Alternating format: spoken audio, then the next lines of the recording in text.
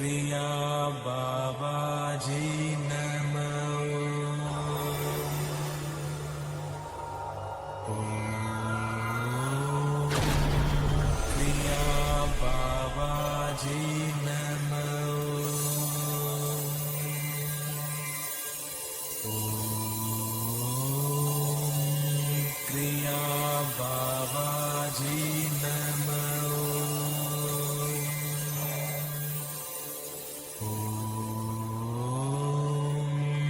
Kriya Babaji Namo. Om Kriya Babaji Namo.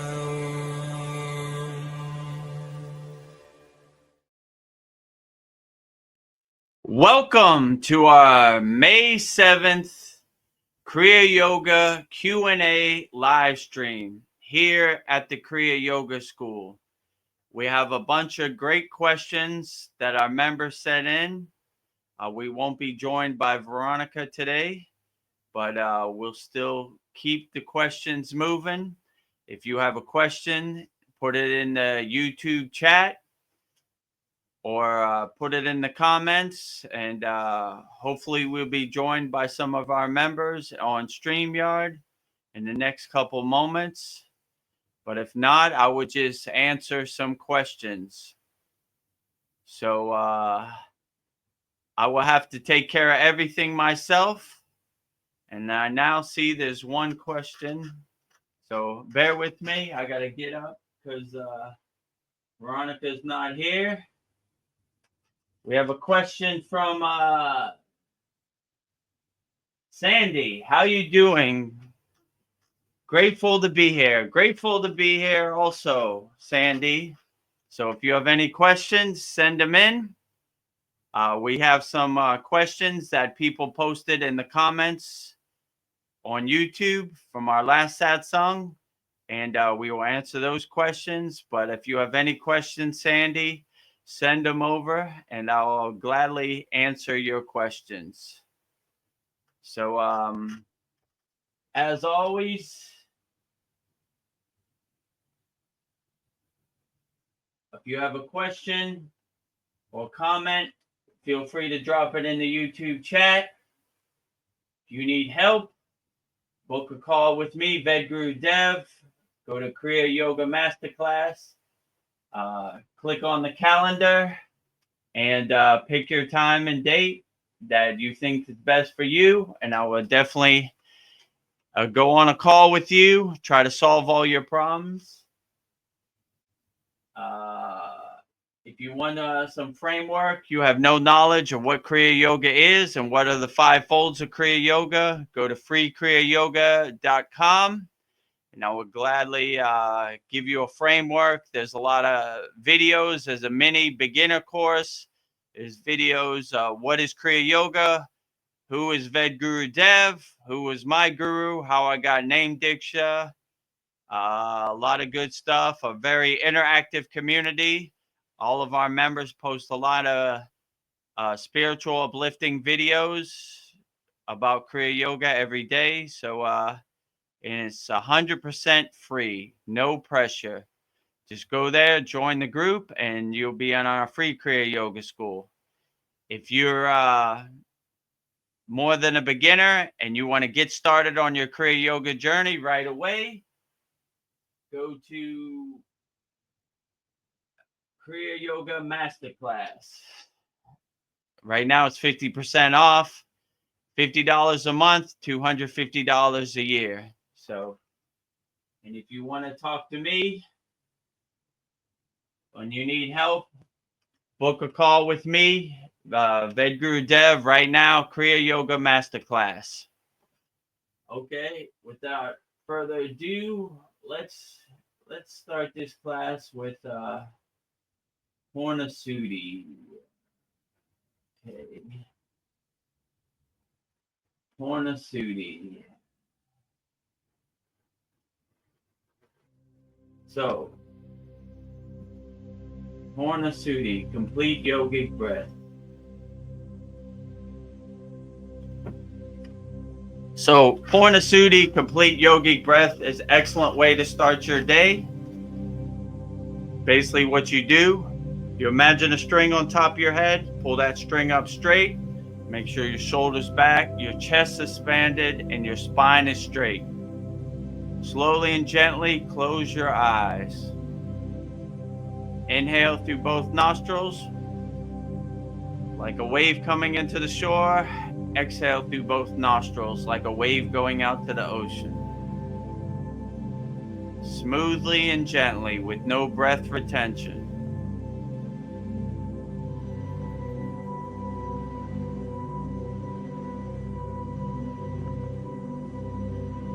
If a thought comes into your mind, just witness it, acknowledge it, detach, and let it go. Be aware of your breath, be aware of your body.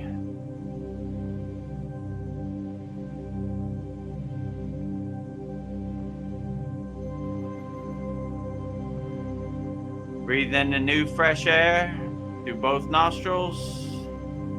Exhale the old stale air through both nostrils. Be aware of your breath, be aware of your body. Focus all your awareness on your breath and become one with your breath.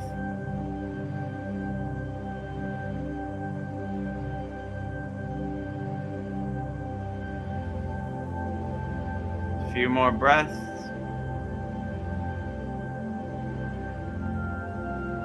Inhale through both nostrils, like a wave coming into the shore. Exhale through both nostrils, like a wave going out to the ocean.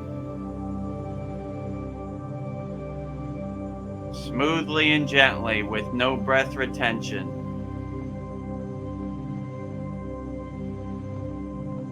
Become one with your breath. If a thought comes into your mind, just witness it, acknowledge it, and detach, let it go. Bring all your focus, your awareness onto your breath. Inhale through both nostrils, the new fresh air. Exhale through both nostrils, the old stale air.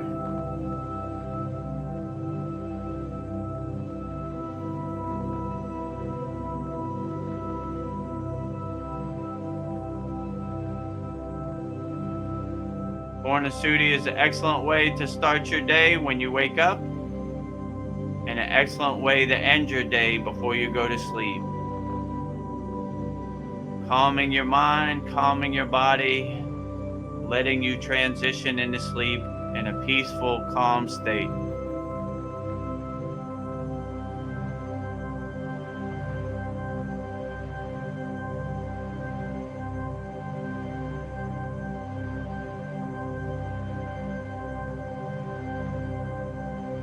Slowly and gently, open your eyes, come back to your surroundings, and contemplate how you feel. So this concludes our practice of complete yogic breath, Purnasudhi. Like I said, it's an excellent way to start your day and an excellent way to end your day before you go to sleep. So now that we calmed our body and calmed our mind, let's see if we have any comments. We miss Veronica, but we look forward to seeing her again next time. Yes, Veronica couldn't be with us today, but she'll be with us next Satsang. So if it's just me and you, Sandy. So if you have any questions, please send them in. If there are no questions, then I will just answer the questions that were left in the comments on our last Satsang, which I think we have 26 comments. So I guess I'll start with the first one. Is the best way to learn Kriya Yoga simply to observe? Yes, so in Kriya Yoga, they always say the best way to learn is simply observing. They call it being the detached witness. You don't get attached to any outcome, or you don't have any expectations. You just simply observe as a detached witness. My guru used to say, step back from the TV and just witness. So you kind of put distance between you and the thought, and you kind of just observe the thought. You don't get attached to any outcome from the thought, or you don't try to make sense of the thought. You just kind of witness the thought as a detached witness. So this is the way I like to simply become the detached witness and simply observe. And this way you don't get attached to any outcome, or you don't really have any expectations. You just simply step back from the TV and observe. And you don't have any preconceived expectations. You just witness. So you're more like watching a movie on the big screen. You don't think you're an actor in the movie. You're not in the movie. You're just simply witnessing the movie with how could I say, suspension of disbelief. Like, you don't think you're Iron Man flying through the sky. You just are witnessing the pictures go by. So if you could do that with your thoughts, just simply observe your thoughts as a detached witness, then you don't really have any expectations, or you can't be disappointed because you have no expectations. So you just simply step back from the TV and observe. So I would say, in my perception, the best way to practice Kriya Yoga is to witness your thought, not to get attached to your thoughts. Just become the detached witness of your thoughts. That way you have no expectations. You're not disappointed by the outcome because you have no expectations. So you can't be disappointed. So in my perception, this would be the best way to practice Kriya Yoga and overcome your thoughts and overcome your suffering. Just kind of witness your thoughts or your suffering and just laugh at the movie like the comedy show, like the joke the movie is, with no real expectations. You just kind of step back from the TV and become the detached witness. So this would be my best perception of how to practice Kriya Yoga and how to overcome your thoughts. Just simply observe your thoughts. So that was the first question. I hope that answered your question in the comments from the last Satsang. Next, we'll go into the second comment. So let me take this comment off the screen. And let's see. We'll put that up there. Okay. So if you have a question, just put it in the YouTube comment, and I will gladly answer all of our. I think I just saw a question come up. Okay, let's see what we got.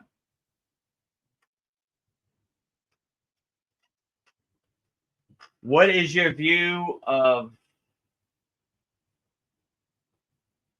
I don't know what that means. Social media while on the path. Deactivated Facebook today, as I've done on occasion through the years, but this time it feels like it might stick. Free.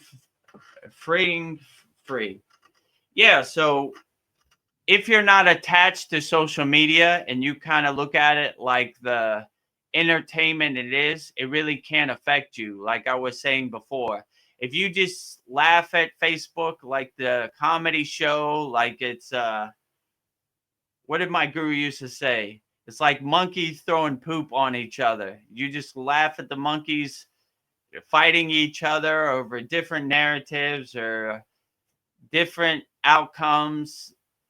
You really can't get attached to it. So if you look at Facebook like entertainment, like the comedy show it is, it really can't affect you. Now, if you start going down these rabbit holes and you start attaching to it and you start getting into shouting matches and you start enjoying the monkey throwing poop on each other, then maybe it's better to deactivate it. If it doesn't help you in the present moment, then really, do you really need it? That's always the question my guru always said to me. He said, do what uplifts you in the present moment, and stuff you have over no control over, it makes no sense to attach to it at all. So you should make doing your inner work and uplifting yourself the first priority. And if you have a couple minutes for some mind candy and you want to look at your timeline on Facebook or Instagram or YouTube, then it's okay. But if it starts consuming your day and it starts becoming a priority in your life, and you start liking the social media slot machine more than you should, I would compare it to like eating sugar or eating candy. If you do it in moderation, like, all right, I did my inner work, I got a couple spare moments for some mind candy on social media, it's okay. But if you are consumed by that mind candy, that social media slot machine every day, then it's probably better to let it go and focus on things that could better serve you in the present moment. Like I always say in every Satsang, who cares what Kim Kardashian wore to the Grammys? How does that serve me in the present moment? How does that uplift me in the present moment? And if you really become the detached witness, you begin to see that it doesn't serve you in the present moment. So all this mind candy and the social media slot machine that is out there, it's just better to let it go, and become, like I said before, the detached witness and separate yourself from it. Like, how does this serve me in the present moment? What the president of the United States is doing, what Kim Kardashian wears to the Grammy, what the football score was last night, who won the basketball game. You begin to see it doesn't really serve you in the present moment, that it's just distractions that stop you from doing your inner work. So if you could see it like that, then you could really begin to overcome. And if it's not necessary and you come to the decision that it doesn't serve you in the present moment, then it's better to just deactivate your Facebook page. So once you come to the realization, like, how does social media serve me in the present moment? And if you come to that realization it doesn't, then maybe it's better to move on from it. Do stuff that uplifts you in the present moment. That would be my best advice. So, okay. I hope that answered your question, Sandy. Let's go to the next question.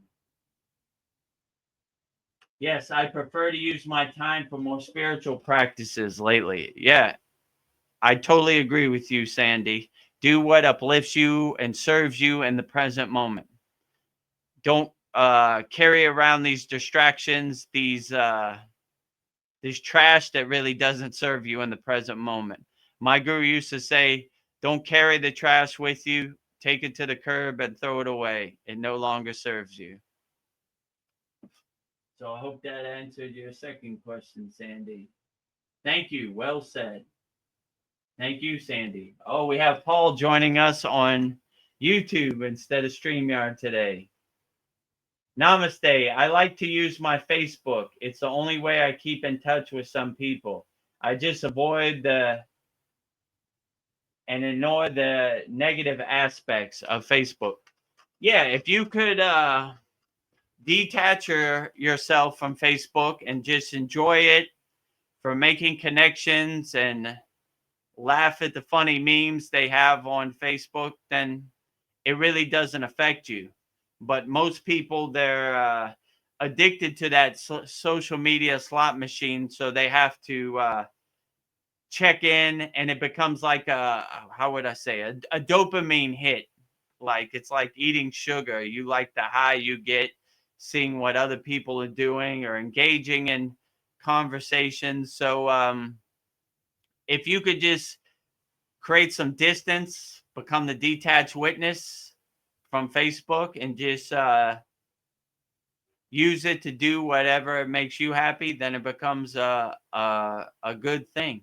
So I would definitely say if you have that separation, that detachment from Facebook, it doesn't really affect you. You kind of laugh at the movie on the big screen like the comedy show it is, and you kind of begin to start seeing the monkeys throwing poop on each other doesn't really serve you. It's just a funny joke to you, and you're not attached to any outcome.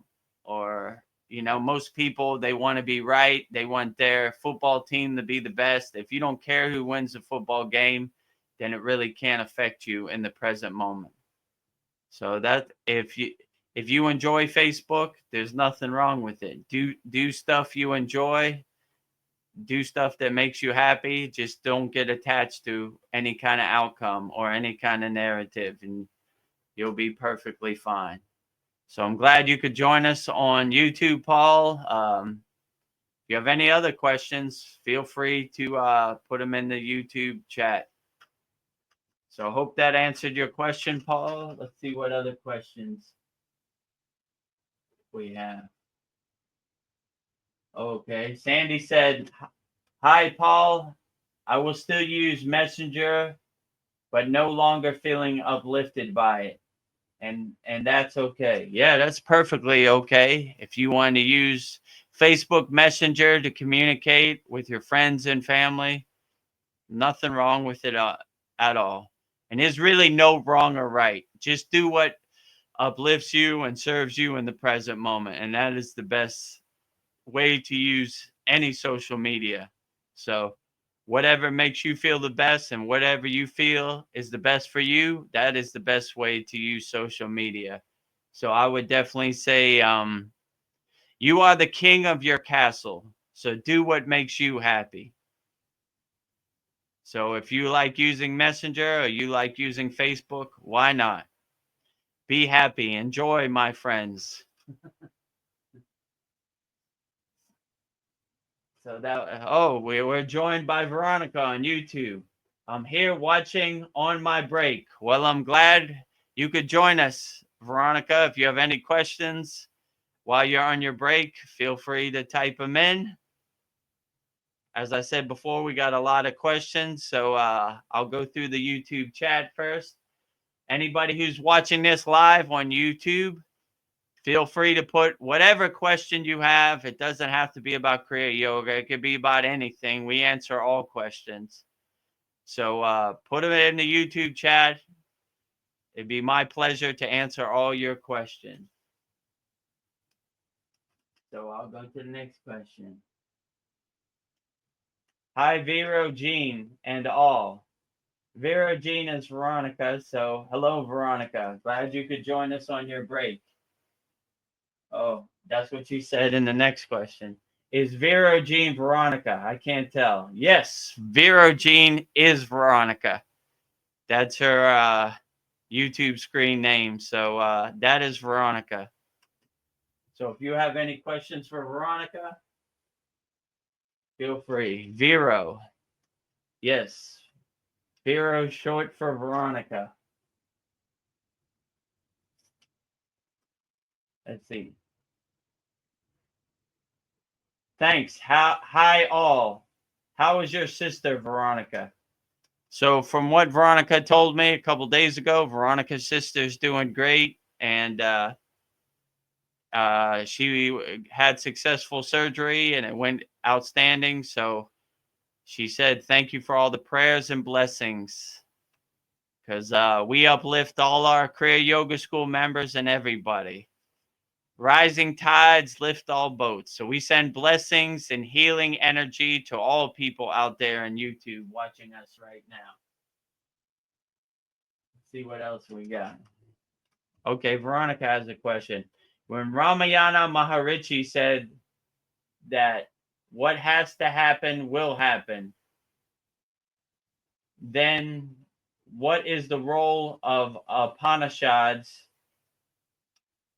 Jentas, epics, and etc.? Are they just to explain us our helplessness? So the Vedic texts, when they're basically as like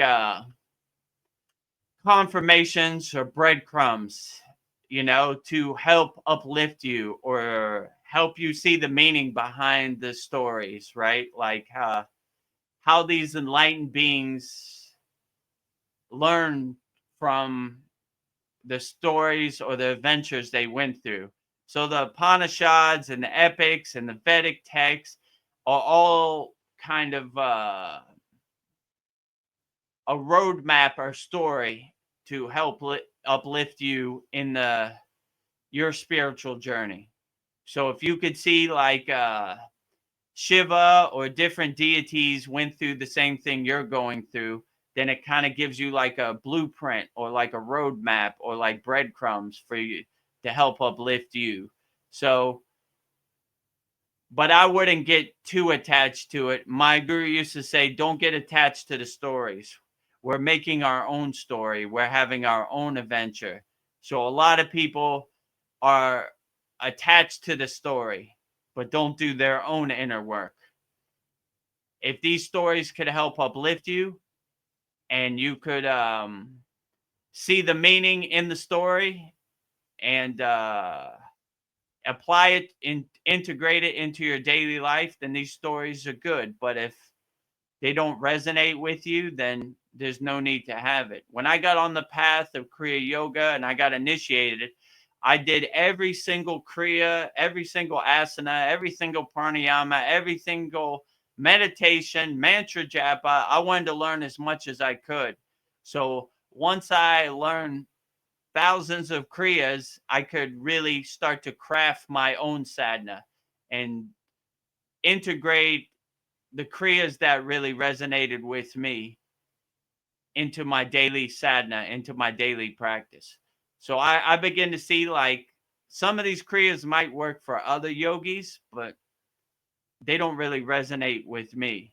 So I would take the kriyas that really resonated with me and I would integrate them into my daily practice. So I would say the same thing. Any of these stories that resonate with you, it's good to put it in your toolbox. It's good to put it in your pocket. Maybe it can uplift you later, but I would really focus more on doing your inner work and doing what serves you in the present moment.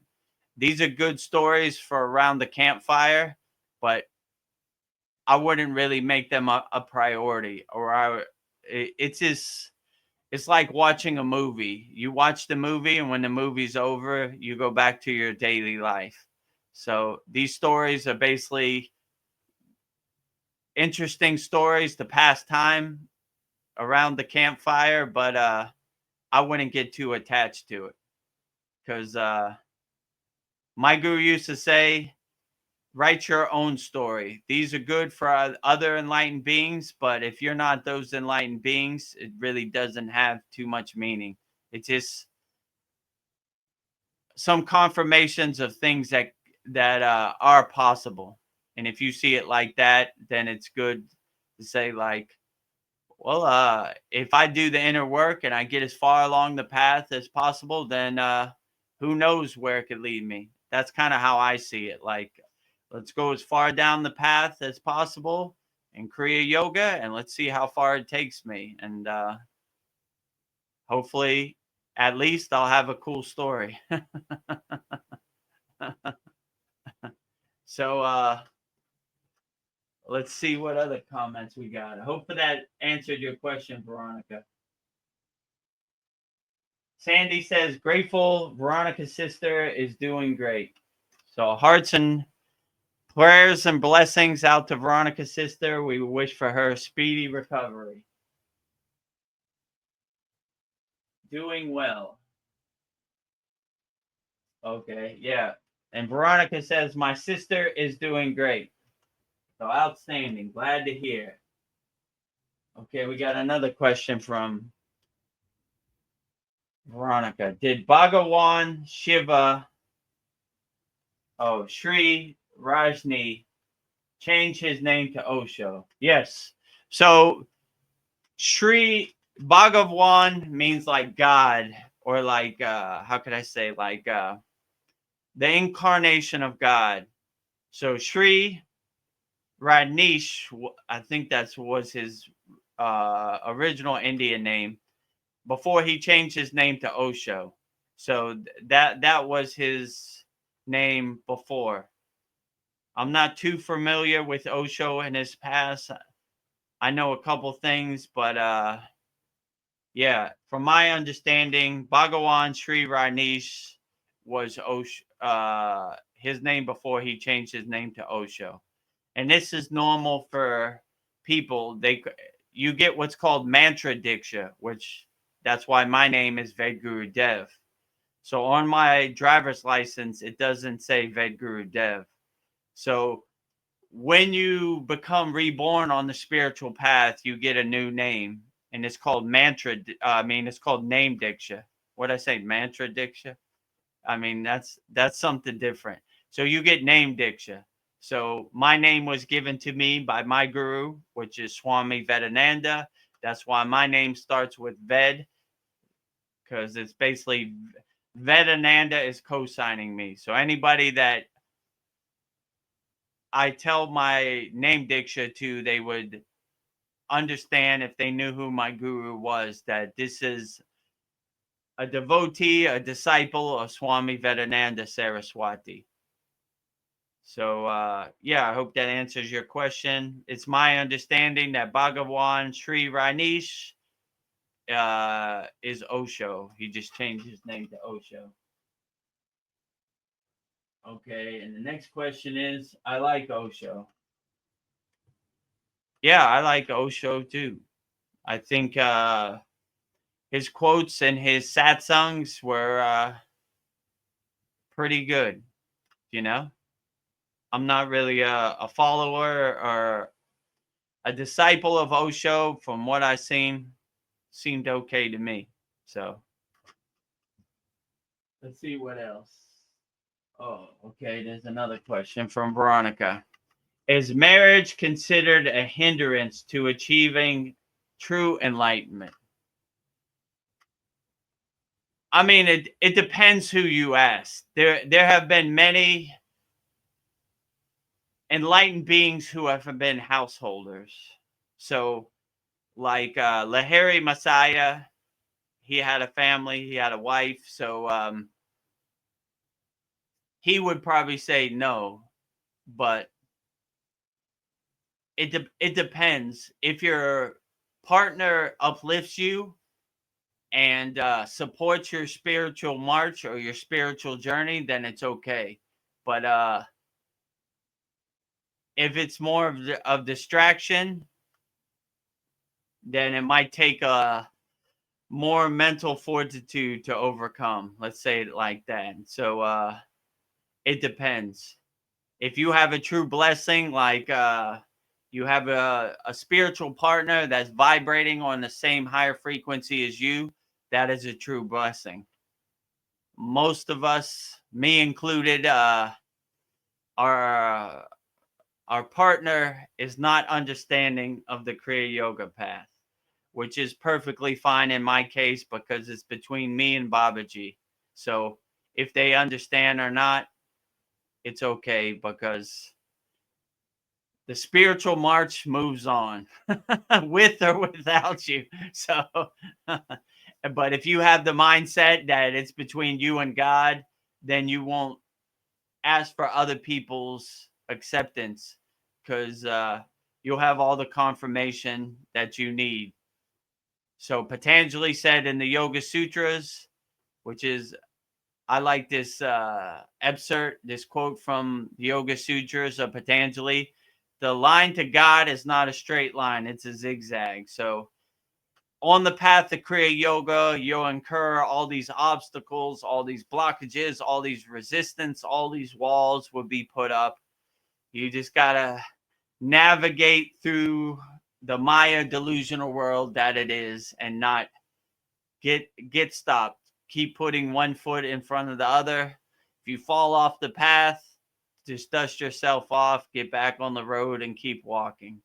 So no matter what other people do, don't let it deter your spiritual march. Keep walking one foot in front of the other. It'd be nice if your partner in marriage could support you on the journey, but if it doesn't happen, don't let it deter you. Keep walking on the spiritual path, one foot in front of the other. And if you have a good day or you have a bad day, it happens to the best of us, me included. So just dust yourself off. Tomorrow's a new day. Try to be better than today. But if you need to take a day off and collect your thoughts and meditate and recharge yourself, is perfectly fine. But don't let anybody steal your energy or become an energy vampire. Try to be around people that uplift your spiritual energy, I would say. But it's hard out there, because finding somebody who's vibrating on your higher frequency is definitely tough out there in this Maya delusional world. There's a lot of low frequency beings. There's not a lot of higher frequency beings. So finding a female counterpart that can uplift you is a difficult task for a lot of us. And if you have that person who uplifts you and supports you on your spiritual journey, cultivate that and enhance it, because it's rare. Even Vedagurudev don't have that in his life. But it's okay. All I need is me and Babaji, and we're okay. If you want to come along for the ride, great. If you don't, that's perfectly fine too. So hopefully that answers your question, Veronica. Is marriage considered a hindrance to achieving true enlightenment? So we'll go to the next question. Okay, Sandy has a question about this. Marriage or relationship, IMO, can be the greatest teachers, including both the toxic and healthy ones, and having experienced both types, I prefer the more healthy one. Yeah, I would agree with you, Sandy. You definitely don't want toxic people or energy vampires stealing your energy. It kind of hurts your spiritual journey. Like, it takes away. My guru used to say, we want pluses, we don't want minuses. So we want people that uplift us and add to our spiritual march. So when you fall down on your spiritual march, you have people to uplift you, not people to try to keep you down. So I would definitely prefer the healthy one myself also. So I would definitely say if you had to choose between energy vampires or toxic relationships, choose the relationship that uplifts you spiritually and nourishes your soul. That would be the best way I would put it. So try to find people who nourish your soul and add to your equation, don't minus from your equation. So hopefully that answers your question, Sandy. Okay, we have a question from Paul. Do you think what we do in the present changes or creates a new past? Well, in my perception, I would say you can't really change the past, because the past has already came and went, right? So you can't go back into the past in a time machine. So I kind of look at the past like clouds passing my mountain or water under the bridge. Like, all right, it happened the way it happened. I said on here a couple times, I ate a cheeseburger when I was 10 years old. Who cares? So I did what I did in the past. it's water under the bridge now. It's clouds passing in the sky. I can't really go back and change that. So I try to be better, like you said, in the present, and learn from my mistakes and kind of observe my mistakes and say, I don't want to do that again, you know? So I try to make it a habit in my daily life before I go to bed. I try to observe the the day that just passed, and I say, well, I could have did that better. Oh, I wasn't too proud of that. I'm gonna try to do better tomorrow. So every day when you wake up, the slate is wiped clean, and you could start off better and learn from your mistakes. So whatever happened to my guru, how would he say this? He would say, the future is imagination. The past is this memories. We stay anchored in the present moment. So we don't get attached to really what we did in the past or what's going to happen in the future. We try to be the best person and help as many people as we can in the present moment. So that would probably be my best advice. Just do the best you can in the present moment, and whatever you did in the past is water under the bridge. It's clouds passing in the sky. Can't really go back and change it in a time machine and happen the way it happened. Just try to be a little bit better every day. And that would probably be my best advice. Be the best you can in the present moment. And don't really attach to what happened in the past or what's going to happen in the future, because you really can't control it. It happened the way it happened, and just try to be the best you can in the present moment. And that's really all you can control. Being the best person you could be in the present moment, I would say. So hopefully that answers your question, Paul. Let me see. Okay. Veronica has another question. Money and all needs taken care of true love, your soulmate, which do you choose? Money and all needs taken care of true love, which do you choose? Sorry, I'm having to squint because I have the super bright light in my face, so it's hard to read the comments. Money, well, I don't know. I come from a Himalayan yogic perspective, and we never talked about money. It wasn't even a thing. Like, we never thought about it. It never came up in conversation. No one ever talked about it. One of the most beautiful stories about money is Ramayana Rishi took all his rupees, threw them into the lake or the river, and said, I never want to touch this dirty money again. And he got his wish. So in the yogic perspective, money is almost like, I don't know, fun coupons, or it doesn't really have any meaning. Like, I really can't think or recall ever talking about money in the Himalayan mountains. So as long as you have food to eat and a roof over your head, that's all yogis really cared about. And they didn't care what kind of roof it was. A cave in the Himalayan mountains was perfectly outstanding and beautiful. So, yeah, and long as those needs are met, they didn't really need anything else. So they were perfectly fine. We didn't starve in the Himalayan mountains. We had enough food, you know.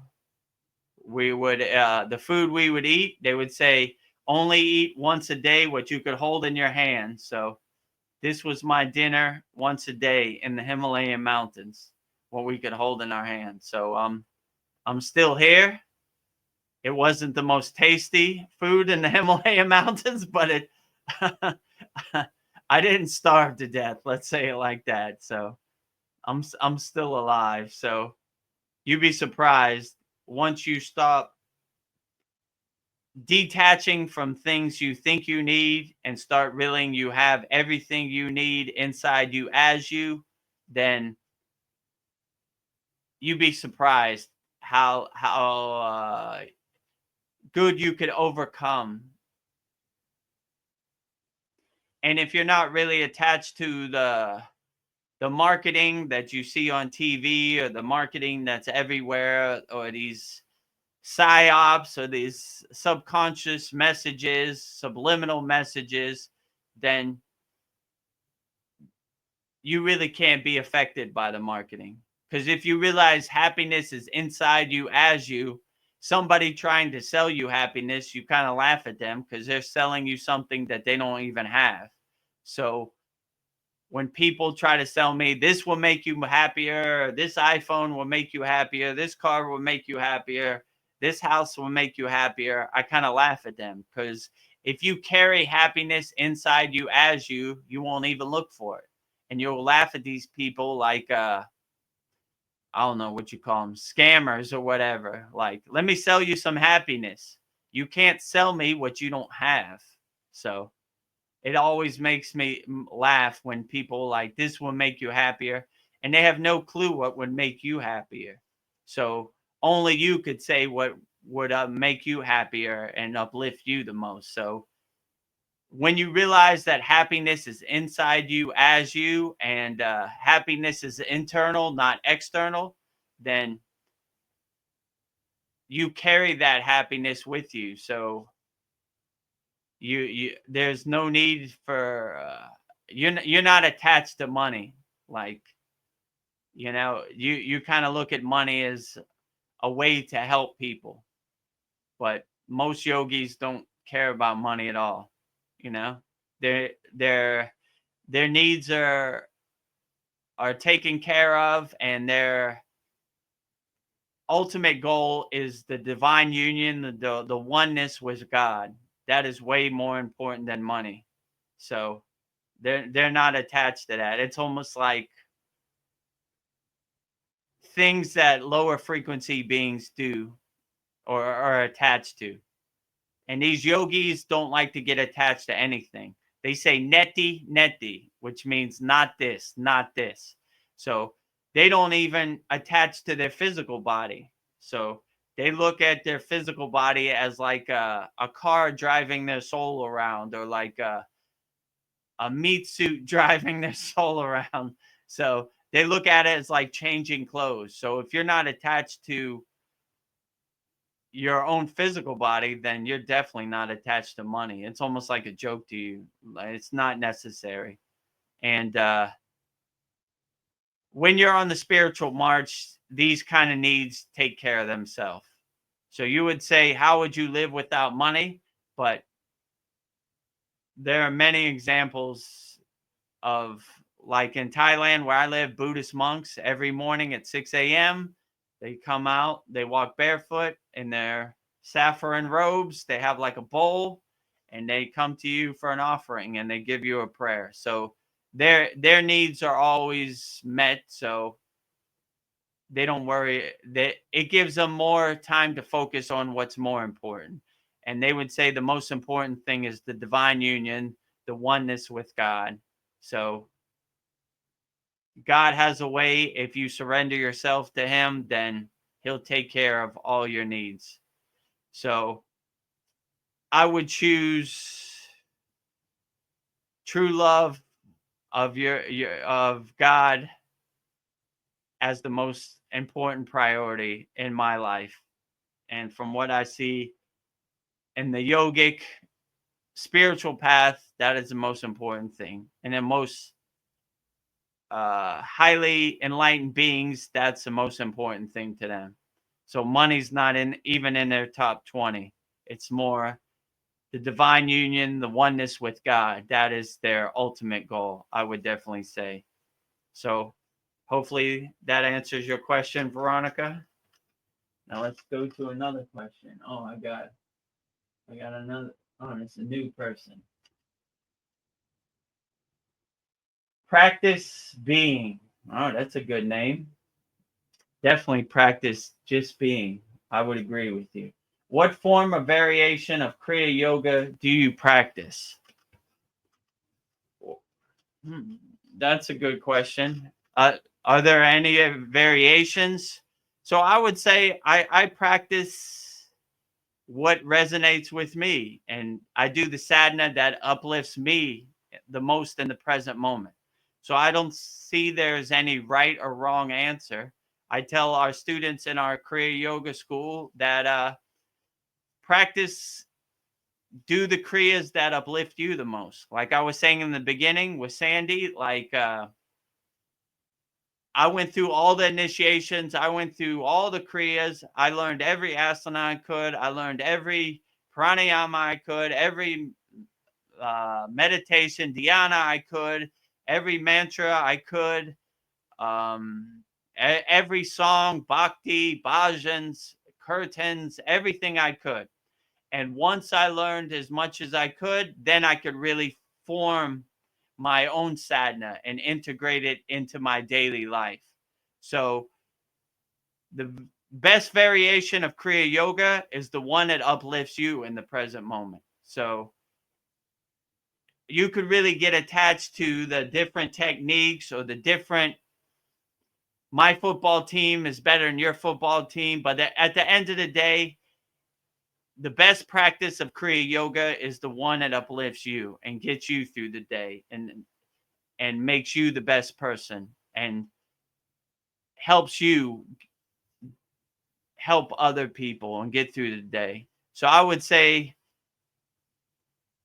there's no really right or wrong answer. The best form of Kriya Yoga is the one that makes you feel the best. So that would be my best answer. Like, there's no right or wrong answer.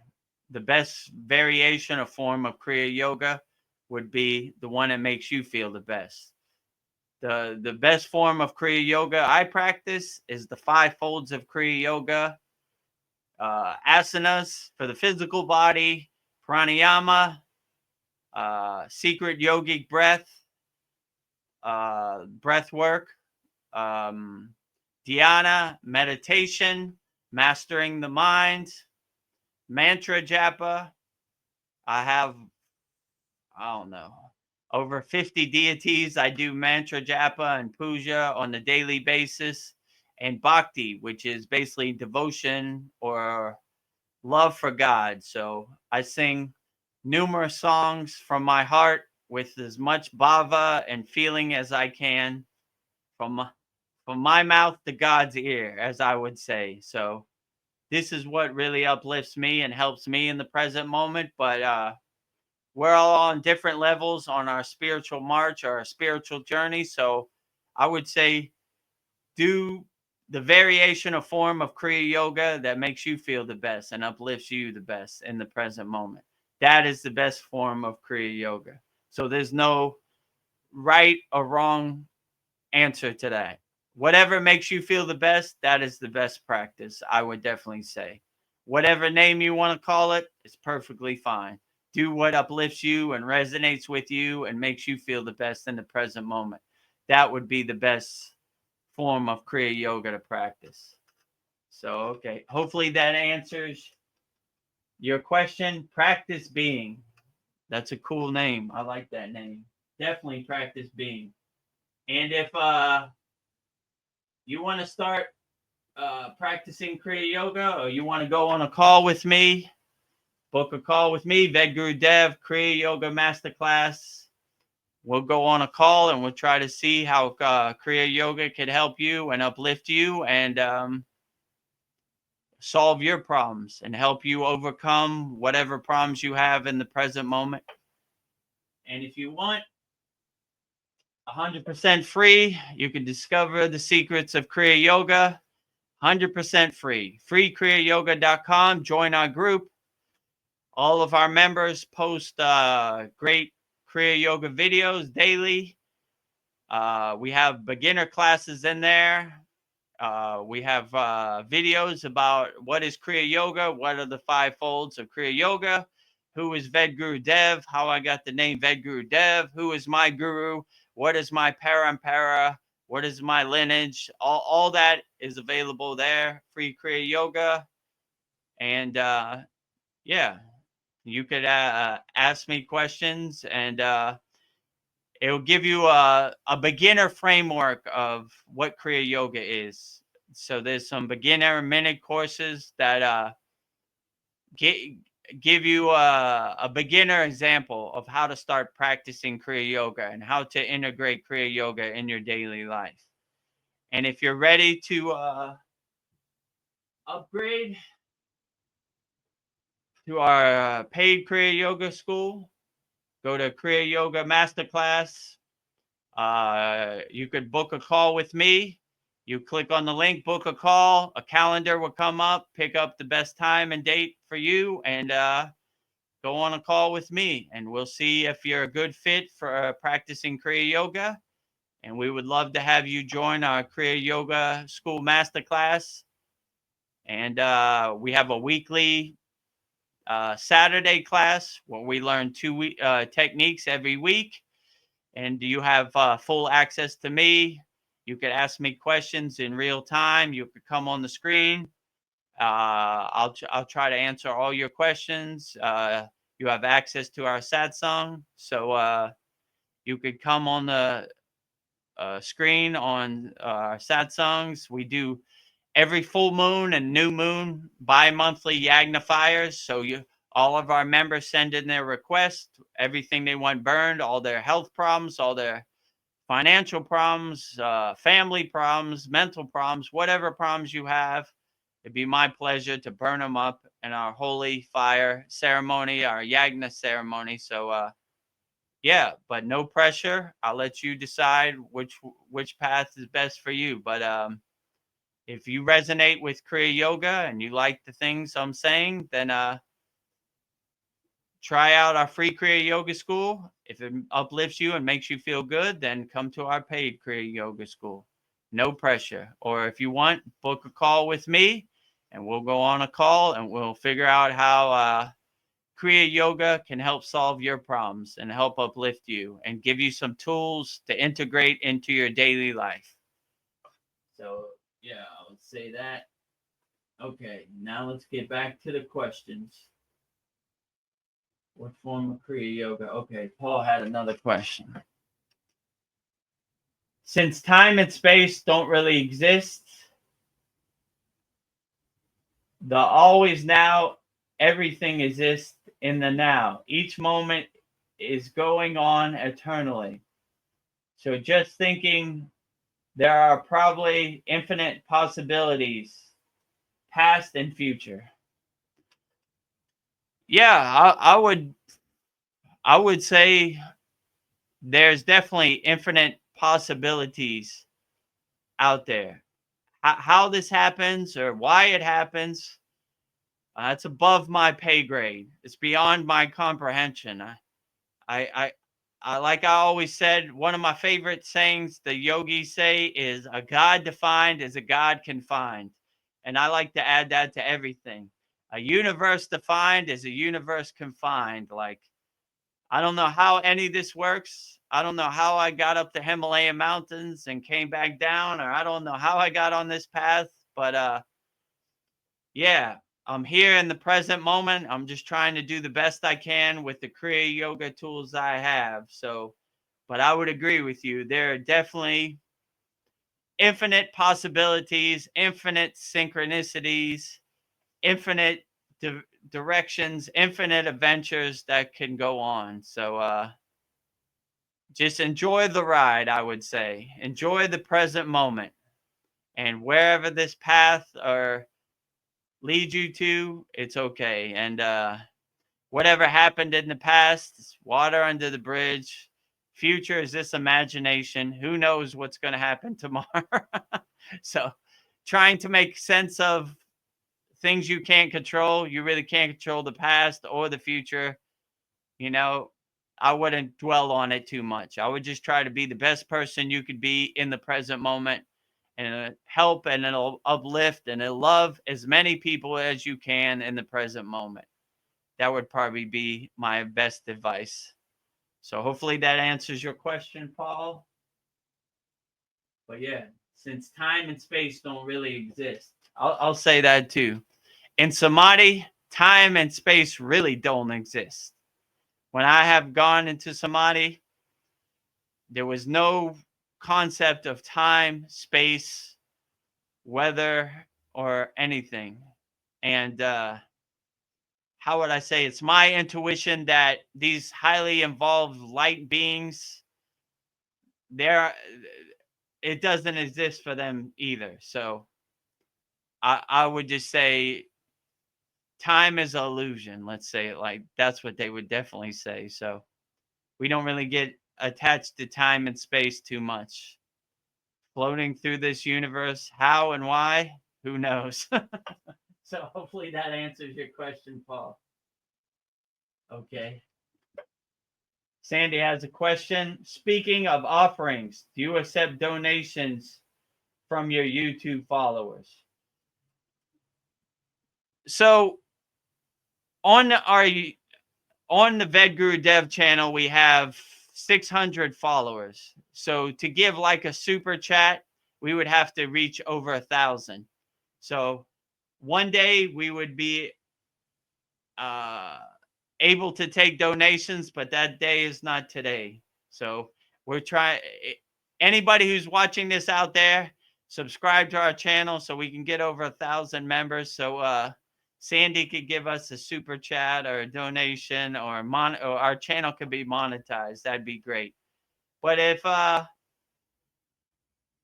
you want to give an offering or a donation, the best offering would be to join the Kriya Yoga School Masterclass.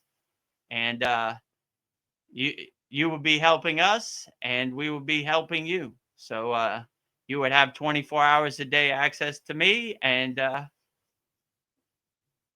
that would probably be the best way to give a donation, or just be the best person you could be in the present moment.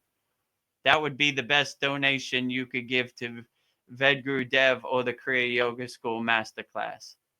So if you want, join the free Kriya Yoga School. Let me put it up there so people kind of know. Free Kriya Yoga. Yeah. So discover the secrets of Kriya Yoga, 100% free. Join the free Kriya Yoga School.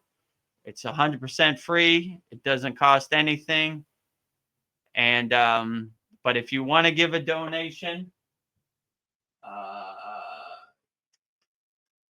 you could book a call with me, and we could talk about you joining our Kriya Yoga Masterclass. And that is our paid school. So the price right now is $50 a month, $250 a year. So I think the better value is $250 a year. That would give us a year to solve all of your problems and get you to the highest possible frequency as possible. And we have a very loving and uplifting community. You know, Veronica is a member in our paid school. Paul is a member. So most of our people on here are a member of our Kriya Yoga School Masterclass. And yeah, so we uplift each other. We have a live Saturday class. So the best donation would be for you to be the best person you can. If you see the value in joining our Kriya Yoga School Masterclass, we would love to have you, Sandy. So, but no pressure. I let you decide what's the best approach.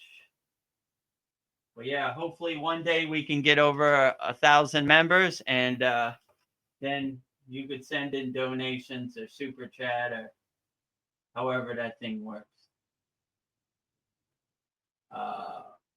Oh, I got a lot of questions here. Offerings. Okay. Practice being. Good answer. Are you familiar with Shambhavi Mudra, Kriya? Yes, I am familiar with Shambhavi Mudra, Kriya. So that is Isha, which is Sadhguru's organization. So I have taken the Shambhavi Mudra Kriya also. So I am familiar with it. I mean, I would say definitely if it uplifts you, then it's good. In my opinion, the techniques we have in our Kriya Yoga School Masterclass are way more profound. These are more beginner techniques. I would say like, how how would I put it? Stay-at-home mom kind of yogic techniques, like beginner on the path. Like, in my personal opinion, and I'm biased, keep that in mind, I would say in our Kriya Yoga School, we have way 10 times more profound techniques in Shambhavi Kriya. But I wanted to know what is the best technique, so I took all these classes with Sadhguru. So I know exactly what Shambhavi Mudra Kriya is, but it's not the end all be all. Like, it's not gonna get you to enlightenment. These are more basic techniques for people who are starting zero on the path. But I would say, no judgment. I would say if it works for you, then it's a great Kriya.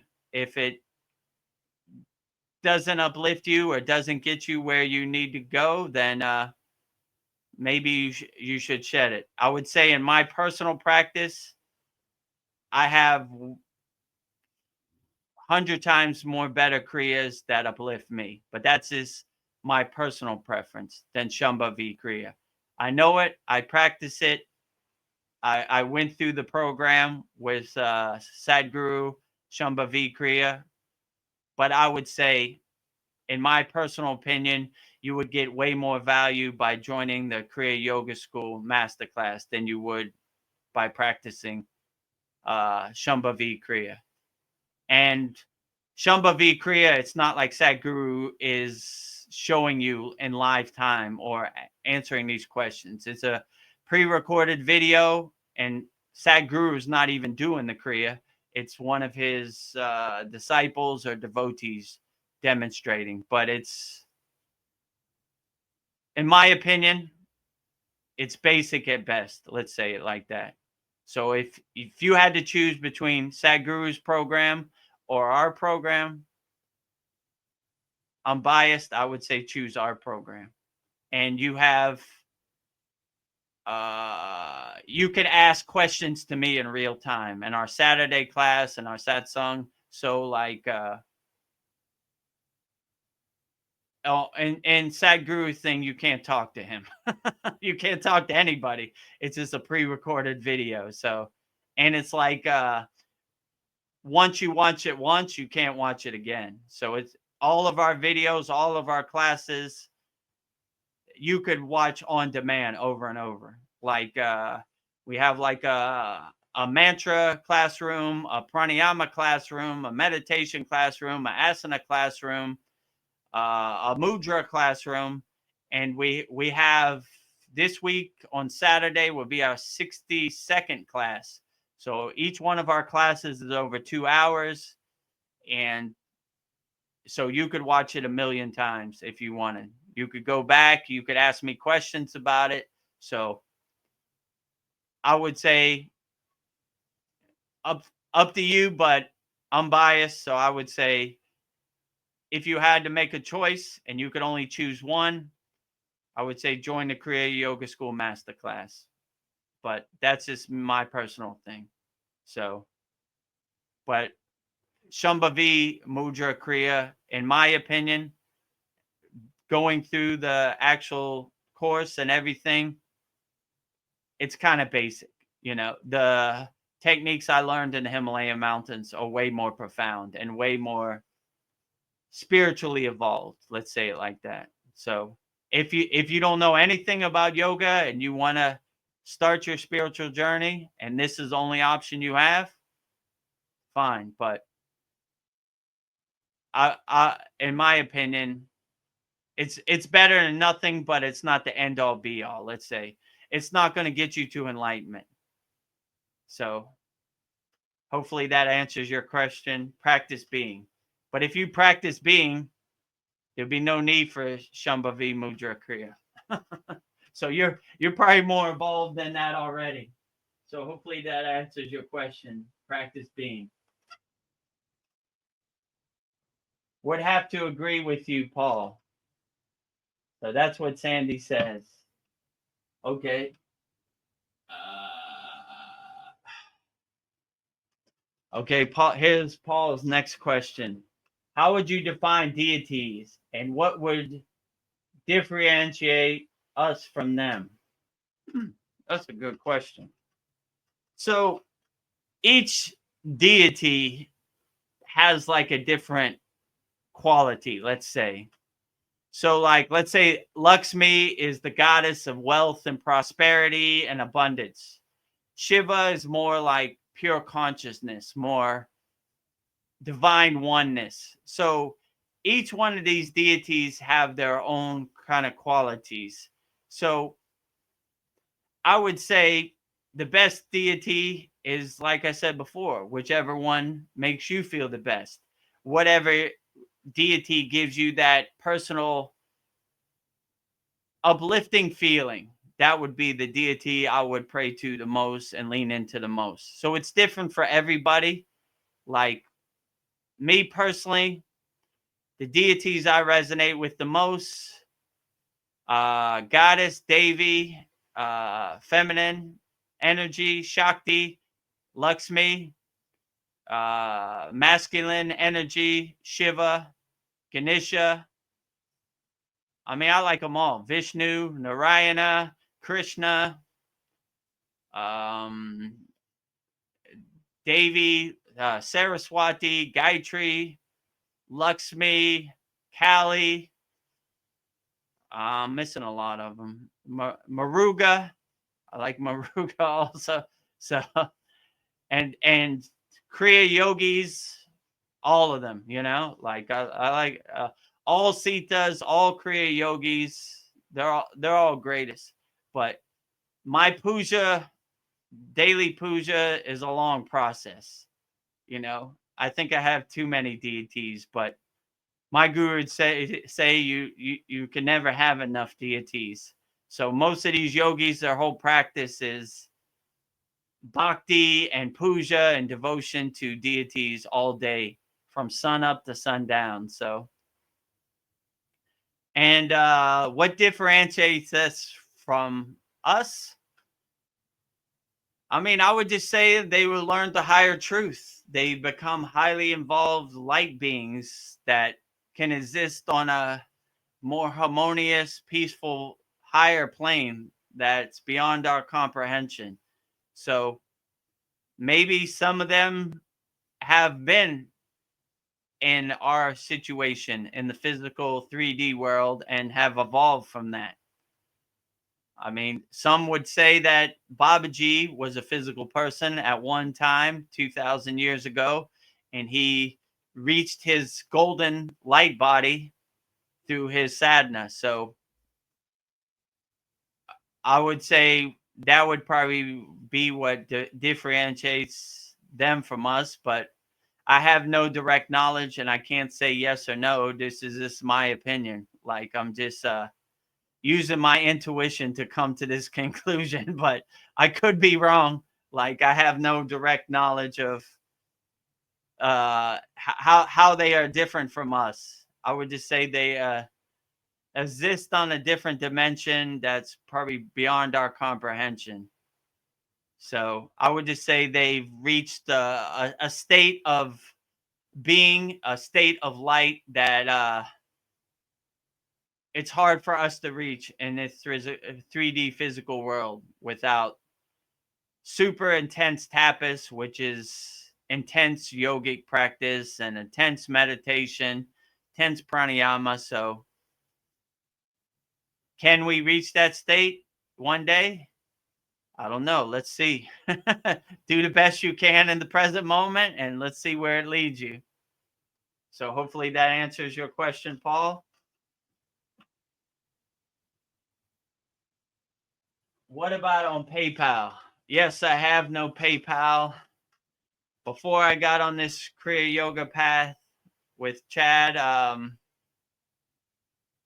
had no social media. I had anything so I have no presence on PayPal. So I don't know. Tell your friends to get us over 1,000 subscribers. At Vedagurudev is the channel, and we need 400 more. And Once we get over 1,000, I guess we can. But yeah, it's, how could I say? If you want to give the best donation, be the best person you can. If you see a homeless person, give them our donation. Uplift people, help people.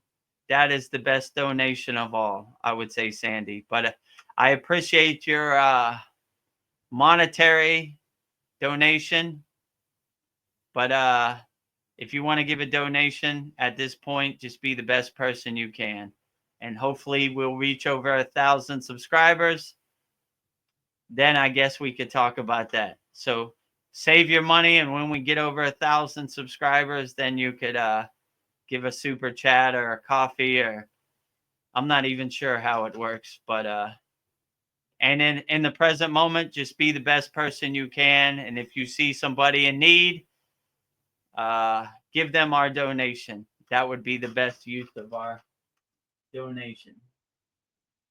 Let's say it like that. But yeah, no PayPal presents. Whoa, I didn't know I had this many comments. A lot of comments today, but all great. Anybody on YouTube, send them over. We got a lot of time. Oh, let me change that to Paul's comment. Paul says, sorry, I don't have a lot of questions. I'm adopting the philosophy of happy, happy, happy. And for those that don't know, that's what my guru always used to say when I have questions. I would ask him profound questions, and he would look at me and go, happy, happy, happy, in his Yoda kind of way. Yoda yoga. Yoda yoga. Yeah, same thing. That's interesting. So yeah, he would mostly say stuff like short and sweet, happy, happy, happy. So Paul is adopting that philosophy, happy, happy, happy, which is a beautiful philosophy to have, Paul. This might be the shortest satsang ever without your truly sidekick, Veronica. Laugh out loud. Yeah, usually Veronica is able to click on the comments on YouTube, and she has a lot of questions herself. So these satsangs go a lot smoother with Veronica. But hopefully we can have Veronica next week. We miss you, Veronica, and hope to see you next week. But I understand life calls, and sometimes your schedule doesn't match with the satsang schedule, but it's all good. We do the best we can with what we got right now in the present moment. Okay, practice being. Just join. Your sincerity and authenticity is seen very clearly. Well, I appreciate that. Practice being. Let me know where you just joined, the free Kriya Yoga School or our paid Kriya Yoga School, but you're more than welcome at either one. So yeah, I try to be as authentic and sincere as possible, and to speak from my heart. Like, I don't have all the answers, I'm just trying to feel my way around the dark on this Kriya Yogic path, like all of us.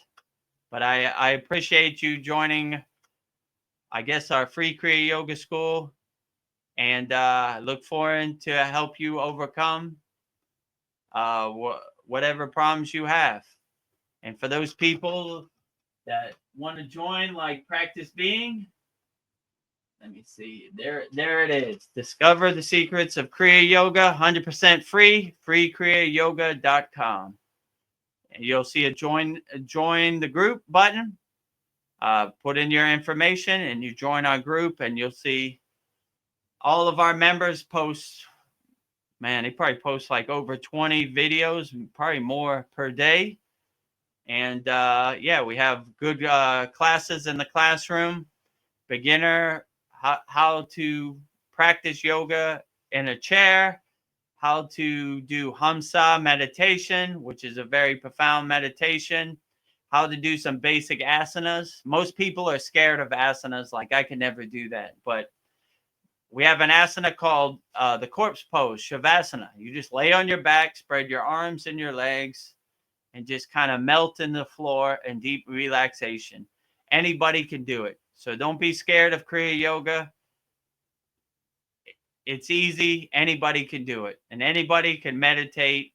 And anybody could breathe pranayama. So Kriya Yoga is for everybody. No matter what your age, no matter what your gender, no matter what your race, no matter what your country, Kriya Yoga for everybody. So we're trying to help as many people as we can worldwide with Kriya Yoga. So if you're one of those person, try it out. See if Kriya Yoga resonates with you, 100% free. And if you want to learn more advanced techniques or really start practicing Kriya Yoga, we have our Kriya Yoga Masterclass. So basically, I would suggest you book a call with me. Go to Kriya Yoga Masterclass. There's a red button. It says book a call. You click on that button. You'll see a calendar pop up, and you pick whichever time and date is best for you. And then I'll go on a call with you, and whatever you need to overcome, whatever problems you need to solve, we'll see if Kriya Yoga can help you out with that. So give it a try. If you need some help, feel free to book a call with me. It's 100% free, costs no money. I'll get on a call with you, me personally, and we'll try to overcome your problems in real time. So book a call with me, kriyayogamasterclass.com. Now, back to the questions. I forgot what, we got Donnie on here now too. Okay. I lost. Okay, just join. Oh, we got Mariana. Hi, beautiful people. Just finished my sadhana. Outstanding, Mariana. Yeah, so I got your message about your father, and this Saturday we would definitely be sending all our collective prayers to uplift your father. And I thought that was a pretty good idea. Like when we start our weekly class, we're going to pray for all of our members and all of their family members. So anybody that has any health problems or any problems they're going through, send them to us. We usually burn that up in the Yagna Holy Fire every full moon and new moon, but I think let's do it every week. So let's keep burning all those problems. Let's keep praying for all those problems. And until all of our family members are feeling better and healthy, we'll keep praying forever. So, yeah. So, all the best to your father, Mariana. This Saturday, we would definitely start after Purnasudi, praying for everybody. So any of our members, as a benefit for joining our Kriya Yoga School Masterclass on our Saturday weekly class, we'll pray for all your family members. So if you have any problems, send them in, or you could go live on StreamYard and you could say it, and we'll definitely how would they say? Rising tides lifts all boats. So we want all of our members, all of their family, everybody worldwide to be healthy and happy. So collectively, we will pray for all of our members every Saturday, starting from this Saturday's class. So whatever problems you have, send them in. Okay, what's the next question? Practice being. I made a promise never to monetize my YouTube channel. Thank you for the value you're providing, free of cost. Yeah, no problem. We want to give as much value and help as many people as possible. That is really the true goal. I'm definitely not doing this to make money or become a millionaire. I'm doing this more to help as many people with Kriya Yoga as possible. So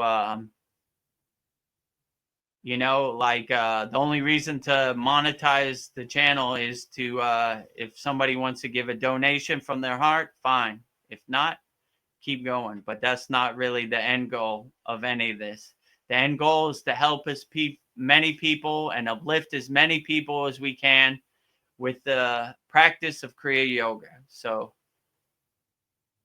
I was helped by the practice of Kriya Yoga, so I want to play it forward and help as many people as possible. So that is my mission, to serve Babaji and help as many people through the practice of Kriya Yoga as possible. So if you don't have enough money to join our paid Kriya Yoga school, the free Kriya Yoga school is perfectly fine. Start practicing Kriya Yoga, free, paid. I don't care how you do it. Let's just start uplifting everybody and having higher vibrations and having some kind of framework and knowledge of Kriya Yoga in 2025. So yeah, thank you for that, Practice Being. Thank you for becoming a member of our free Kriya Yoga school or our paid Kriya Yoga school. Greatly appreciated. Either way, love to have you. Where is everybody? Mariana asks. So Veronica had to work today and Paul is on YouTube. So everybody's on YouTube today. It's just me all alone on StreamYard by myself today. But it's all good. Whether you come on StreamYard or you come on YouTube, it's perfectly fine. It's all great. So I love to see everybody on YouTube or on StreamYard. Always great and appreciated, no matter which platform you come on. Okay, we got another question. Oh, Sandy says, Vedagurudev is the real deal at Practice Being. Well, I appreciate that vote of confidence. I'm just trying to do the best I can in the present moment. Just trying to stay as honest and authentic and sincere as possible. So that's all I can do, I guess. Oh, we got a lot of comments today. So hopefully that answers your question. Okay, Practice Being has a question. What is your personal favorite or go-to Kriya breathing technique? So in Kriya Yoga, our go-to technique is always Kriya Kundalini Pranayama, which is so we do all of our pranayamas, including these 3 steps, which is basically Tabalabiya Kriya, Kechari Mudra, and Ujjayi breath. So any of the breathing techniques that we use, we incorporate the foundational things of pranayama, which is, like I said, Tabalabiya Kriya, stretch out your tongue, Kechari Mudra, tongue touching the roof of your mouth, and Ujjayi breath, which is like hissing kind of ocean victory breath. Jai means victory, so victory over the breath. So this is probably my favorite technique, but you stack this basic foundational technique of pranayama on top of the other pranayamas you do. So I mean, I like them all. Brahmari pranayama, Nadi Sudhi. I like all the pranayamas basically. So they, how could I say? They basically, you're embedding the divine inside your breath. So like, even like let's say a mantra like Om, just embedding Om in your breath is very profound. And like we did in the beginning of this complete yogic breath, Purna Sudhi, just a basic technique like inhale through both nostrils, wave coming into the shore, exhale through both nostrils, wave going out to the ocean. So breathing from your root to your crown, from crown to your root. So, and basically clearing out your Susimna Nadi and basically cleansing your breath and focusing your awareness on your breath. So I would say, I mean, I'm biased. I love all the Kriya pranayama breathing techniques. So I would say they're always great. So there's really no personal best. They all serve their purpose and they all do a great job. So I would say the best Kriya yoga breathing technique is whatever one makes you feel the best. That is the best technique. And in our free Kriya Yoga School, we have great techniques. So it'll get you started on the path. So hopefully that answers your question. Practice being. Let's see. Okay. Practice Being has another question. Where are you currently located in the world? So right now I'm coming to you live and direct from Thailand, but I'm from America, Miami, Florida. So right now I'm currently located in Thailand, and my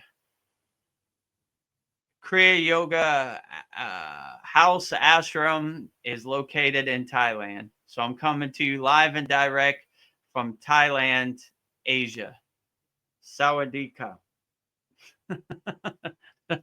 So that's how you say hello or namaste in Thai, Sawadee. So coming to you live and direct from Thailand. 100% Sandy. So I'm not sure what that means, but 100%. I agree with Practice Being 100%. Hello, everyone. Hello, Donnie. Good to have you here. Good to see you, Donnie. All of our people are joining on YouTube today. I'm all alone on StreamYard. Glad to have you here, Donnie, with us. Let's see what other questions we got. What is your experience or opinion with prolonged fasting? Yeah, I would agree. Fasting is the best. So in yogic principle, every Thursday they fast all day. They call it Guru Day. So they say that is the best day for fasting. So they make it a practice to fast 24 hours with only water on Guru Day, which is tomorrow, Thursday. So I would definitely say fasting. So prolonged fasting. I told a story before. I indirectly fasted for 5 days, but it wasn't because I was trying to fast. I was just in a deep state of samadhi. And when you get into a state of samadhi, there's a yogic rule that no one bothers you. So the only reason I came out of that fasting because I haven't eaten in 5 days, and they thought it wasn't good for my health. So they broke the rules and woke me up out of my deep samadhi state. So I would say whatever disease or health problem you have, probably the best thing you can probably do, in my opinion, is fasting. So you don't have to fast for many days. Just start with intermediate fasting. I don't know, see how far you can go. Try to go 8 hours one day, try to go 9 hours the next day, try to build up to 18, 24 hours. That would probably be where you would see the most profound benefits. And if you need to lose weight, that would be the quickest way to lose weight. Because if you have no food in your stomach, your body eats the fat, so it can maintain. So if you need to lose weight, fasting, intermediate fasting is, in my opinion, the fastest way. But it takes some practice. And when you start to fast, you realize your mind is basically playing a trick on you, telling you need food when you really don't. So it's not as painful as people make it out to be. It's kind of a beautiful thing. But I would say if you fast, try to keep your mind busy, because a restless mind, like a monkey mind with nothing to do, it's going to start thinking of food. So try to have some activity that passes your time. That would be the probably best advice I could give you for fasting. But I would definitely say, in my opinion, prolonged fasting, nothing better, for your health, for everything, if you want to lose weight. So in my opinion, fasting is the best way. And that's probably a good reminder to me. I need to fast a lot more. So hope that answered your question, Practice Being. Oh, and now we got a question from Johnny. Have you ever worked with criminals, murderers who wanted to better their life? That's a good question. I'll be open to it. When I was in the Himalayan mountains, these Agoris, I like to hang out with them. I like their energy. So if the opportunity presented itself to me, I'd be open to it.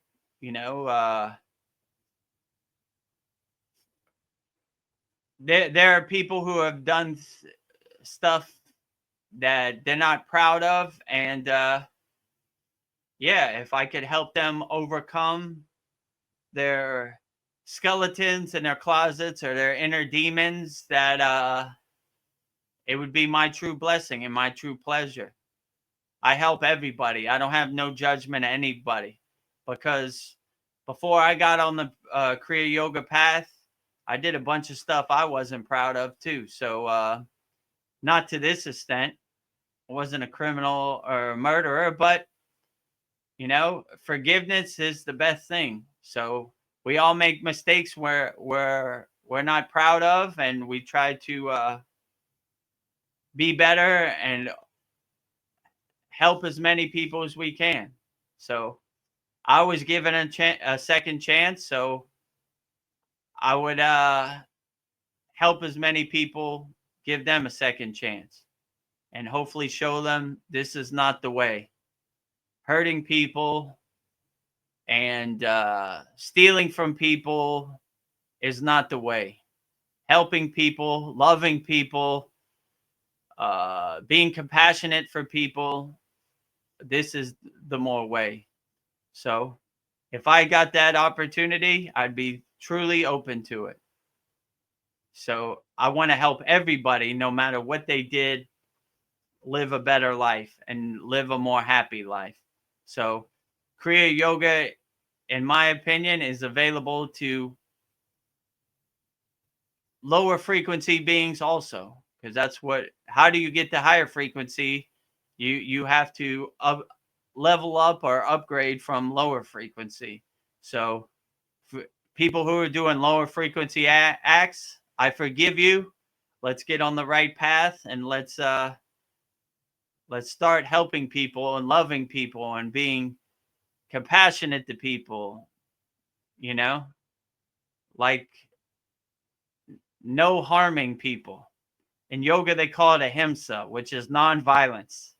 No violence to people, loving people, helping people, uplifting people. So it's for these people who did lower vibrational things, it's not over for them. Let's shake it off and let's be better, and learn from our mistakes. Not do the same thing over and over. Pivot, change directions, go to more the loving side. Hold up the white flag, not the black flag, if you know what I'm saying. So I would definitely be open to it, Donnie. So if you have an opportunity for it for me, send me that way. So let's see the next one. Practice Being says W. Okay, great. I hope W means win. So all W's. If what I'm saying resonates with you, put a W in the comment. I definitely sharing your channel with friends. Absolutely. I appreciate that. Spread the word. find those empty Kriya Yoga cups and let's fill them up with some Kriya Yoga juice. If it doesn't have to be any money situation, it could be for free. I want to help as many people as possible. So help me achieve that goal, helping as many people as possible. So hopefully when I ascend and I see Babaji, he said, Vedagurudev, did you help people? I said, I helped as many people as possible. Come on in. So I'm trying to help as many people as possible so I can finish my job. How often do you sleep? That's an interesting question. Oh, let me put that on the screen so everybody else can see it. How often do you sleep?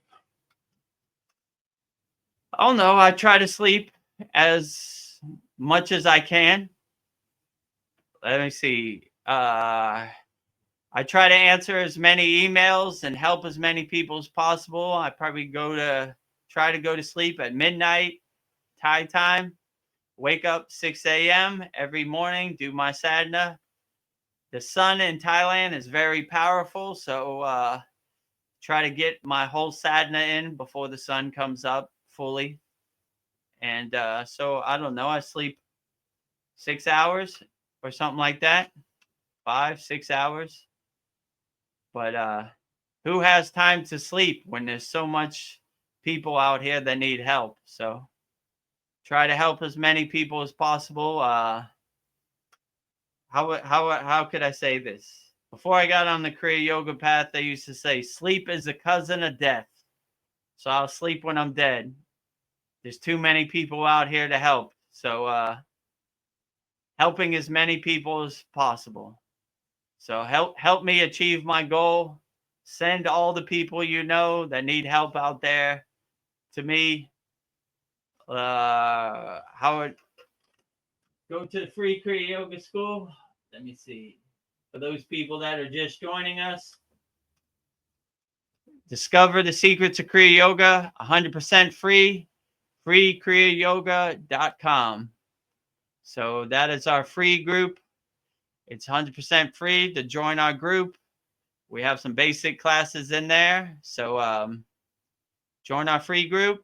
And if you want to upgrade and start learning the advanced techniques and kriyas of Kriya Yoga, join us. Well, actually, book a call with me right there, and we'll try to solve all your problems and see if you're a good fit for Kriya Yoga. And we would love to have you in our Kriya Yoga School Masterclass. So that is our paid community. Right now it's $50 a month, $250 a year. So I would say you get more value out of the $250 a year. Give us a full year to really help you and get you on the path of Kriya Yoga. And many of our members, Veronica included, have experienced profound benefits by being a member of our Kriya Yoga School for over a year. So we have a great, loving, interactive Kriya Yoga School community. So we would love for you to join the family. So, but no pressure. I leave it up to you, however you want to do it. No matter which one you join, the free Kriya Yoga School or the paid Kriya Yoga School, love you the same. Okay. I got a lot of questions and we got a lot of interaction. Okay. Oh. All right. Hello, Mr. Blonde, Sandy says. Outstanding. Okay, Veronica has another question. Have you gone through all the questions I gave you just in case you need them? Well, I answered one question in the beginning. Then the flood of comments started coming in. So I've only gotten one. I've only answered the question, what is the best way to learn? Simply observe. That's the only question I've answered out of all the questions you sent in, Veronica. So I still got 25 more to go. So I think I have enough questions. I don't know if I get to them all. But yeah, I appreciate the questions. That was helpful. Hey, Sandy, says Mr. Blonde. Mr. Blonde says next Wednesday I can help with the comments. I'm at work today. I got your message, by the way. Let's try for Friday. I'll tell you what time. Okay, outstanding, Donnie. Yeah, so I know what you're talking about, and yeah, we could do it on Friday. Whenever you're available, whatever you think is the best time. When you're ready, I'm ready. I think Veronica will be back next Wednesday, but I appreciate your help with the comments. So greatly appreciated, Donnie. Next question is, let me move these up. So when I see the banner Free Kriya Yoga, when I see the banner Free Kriya Yoga, I read it like Freak Raya Yoga. Freak Raya. That's pretty funny, Sandy. Freak Raya Yoga. Yeah, I can see it. You know, freak. I don't know what Freak Raya Yoga is, but sounds good. You know, if that resonates with you, Freak Raya Yoga, then it's perfectly fine. You know, Freak Raya Yoga is good also, or Free Kriya Yoga is good also. However you want to translate it, whatever resonates with you. If you're a practicer of Freak Raya Yoga, that's perfectly great. No judgment over here at all. Freak Raya Yoga is great also.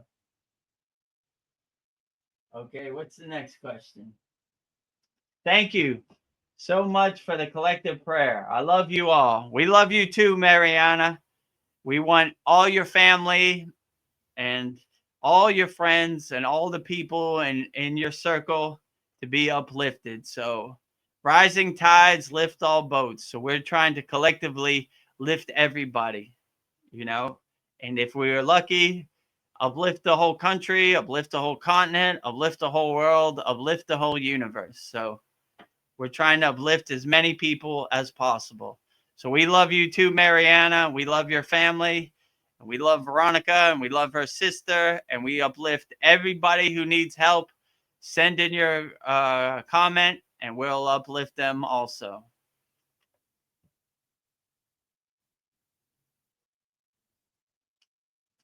Mariana says, I like humming bee breath too. Yeah, I like humming. It's called Brahmari Pranayama. That's a good one too. It's called humming bee breath, or like how would they say it? What would they say? It's like vibrating your skull. So it's like when you do the pranayama, it's vibrating the breath like a bee would. So with that humming bee breath. So it's called Brahmari Pranayama, which is an excellent class in our Kriya Yoga school. It's in our pranayama classroom and it's in our intermediate classroom. So in our Kriya Yoga School Masterclass, we also kind of take you on a journey. It has like a beginner modules, and it has intermediate modules, then it has advanced modules, then it has each technique modules also. Plus the every class we've ever done this year and last year, every yagna we've done this year and last year, and all the satsangs. So there's a lot of value in our Kriya Yoga School. So outstanding. Try it out if you get a chance. No pressure. If it's not for you, it's perfectly fine. But at least you tried it out. So yeah, humming bee breath, Brahmari Pranayama. So Paul says, do you think we start off as animals below in our incarnation? Did your guru ever talk about incarnating as an animal, or was it ever discussed? Well, my guru wasn't a man of many words. Let's say it like that. So we didn't really go into super deep details, but how would they say it? They would say it, do the best you can in this lifetime so you don't de-evolve. So if you hurt people, you steal from people, you do every bad thing you can, maybe, and I can't say for sure, in my opinion, you de-evolve. So you want to upgrade, you want to evolve your spiritual growth. You don't want to go backwards. So be the most loving, helpful, kind, selfless person you could be, and help as many people as you can so you don't de-evolve. I could be wrong, but I would say in yogic philosophy and yogic principle, this is what they say. That's why they try to help as many people as they can and go out of their way to help as many people as they can. So you don't go backwards, you go forward. Let's say it like that. So you want to pivot and change course or change direction so you go forward. You don't go backwards. So like what Donnie was saying, people who have murdered people or are criminals or stole from people, pivot, change course, and see that this is not the way. See that loving people and helping people, this is the way to evolve your soul. So I would say it's better to go forward, not go backwards. And as far as realizing that you are an animal in a past incarnation, I think that is directly wiped from your memory, because if you realize you were an animal, or you started to realize your past 1,000 incarnations or hundreds or whatever it's been, it'd be too overwhelming for you in the present moment, and you wouldn't be able to evolve if you know who you were from the past, or what could happen. So in my case, I don't really have any recollection or memories of a past incarnation. I would like to think I was an eagle or a bird or flying around. That sounds cool. I like the concept of that. So maybe I have some fragments of a past incarnation of flying and being free, but who knows? So yeah, but it was never really discussed in detail. Most of our conversations were about the present moment sadhana, being the best you can in the present moment. So but yeah, it's highly possible, I would definitely say. But yeah, so hopefully that answers your question, Paul. But how we started and where we came from and what animal I was in a past incarnation, who knows? It's a mystery over here, but trying to be the best person I can in the present moment and see where this path leads me. So water under the bridge if I was an animal in a past incarnation. Let's see what's the next one. Okay. Is your ashram in Thailand? Oh, it's a question from Practice Being. Is your ashram in Thailand? Is it available for anyone to stay? Well, in yoga, they say your ashram is wherever you lay your head. So my house is my ashram, I guess. And so I have my Yagna fire hair and all my statues. Is it available for anyone to stay? Yeah, I guess so. I never thought about it. It's never happened, but I would love for our Kriya Yoga School members to stay with me and visit me in Thailand. One of our members, his name's Brian. He lives in Chiang Mai. He's the only member I've ever met in person. So he came to visit me twice already. So yeah, it's possible. I would like that. I would like to have some friends to do my sadhana with.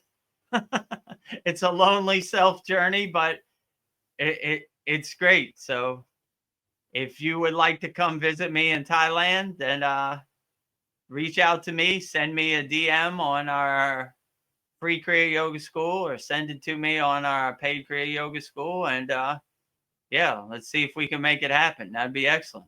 It'd be my true blessing and pleasure to help as many people as I could in person. That'd be excellent. So yeah, if you want to come visit me in Thailand, practice being, send me an email or send me a DM on the platform we have our Kriya Yoga School on. It's called SKOOL, SKOOL. So yeah, send me a SKOOL DM, and yeah, we'll see if we can make it happen. So hopefully that answers your question. Practice being. Veronica has another question.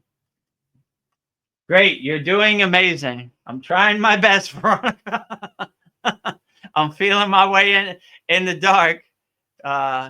Less Sita asana, more standing up to get the questions, but still got it. So trying to pass the time till Veronica gets back next week. But we'll do the best we can with the tools we got. Keep on going. But I appreciate your vote of confidence, Veronica. Sandy sends smiley faces and hearts. Greatly appreciated, Sandy. Love to all. Absolutely. Love to all. No judgment. No divide and conquer. Love to all. So wherever you're at, love you. So if you need help, join our free Kriya Yoga School. You can email me however you want to do it. You know, just if you need help. Whoa, I don't know what I did there. If you need help, send me a message. Let's see what we got here. Okay, there's the free Kriya Yoga School. So anybody out there that needs help, discover the secrets of Kriya Yoga, 100% free. Freekriyayogamasterclass.com, or as Sandy says, kriyayogamasterclass.com. Type it in, join our group, and we have great classes in there, and it's a great community. If you want more help or coaching and you need help, book a call with me, Vedagurudev. Go to kriyayogamasterclass.com. Click on the book a call button, and you'll see a calendar come up. Choose the time and date which works best for you, and I'll go on a call with you, and we'll try to solve all your problems and help you overcome and see if Kriya Yoga is a good fit for you. If you just want to go straight and learn all the techniques with no delay, go to Kriya Yoga School Masterclass. 50% off, $50 a month, $250 a year. So I would suggest the annual plan. Probably going to take a little time, but give you a full year to go at your own pace and learn as much about Kriya Yoga and help you integrate all the techniques into your daily life. But no pressure. Choose whichever one works best for you. That is the best way, I would definitely say. Okay, I got another question from Mariana. Vedagurudev, how much money do you need monthly in USD to live comfortably in Thailand? I mean, this is a good question. I mean, I have a different situation. My house is paid off. My car is paid off. I would say you could live a comfortable life on the ocean in Thailand, $1,000 a month, no problem. That's like everything. your food, your rent, transportation, electric, water, everything. So I would say $1,000 a month, you could live comfortably in Thailand on the ocean. So anybody who wants to come join me in Thailand, feel free. So your money goes a lot further in Thailand than it goes in America. So there's no way you could live in Miami, Florida on the ocean for $1,000 a month. But in Thailand, your money goes a lot further. So I would say $1,000 should cover it per month. You know, you could live very comfortably. Let's say it like that. And all your needs would be met in Thailand for $1,000. So if you ever make it to Thailand, send me a message. I'll come meet you in person. You're always welcome in Thailand, Mariana. So if Canada doesn't work out or wherever you live, then send me a message and come on over to Thailand. Let's get to work.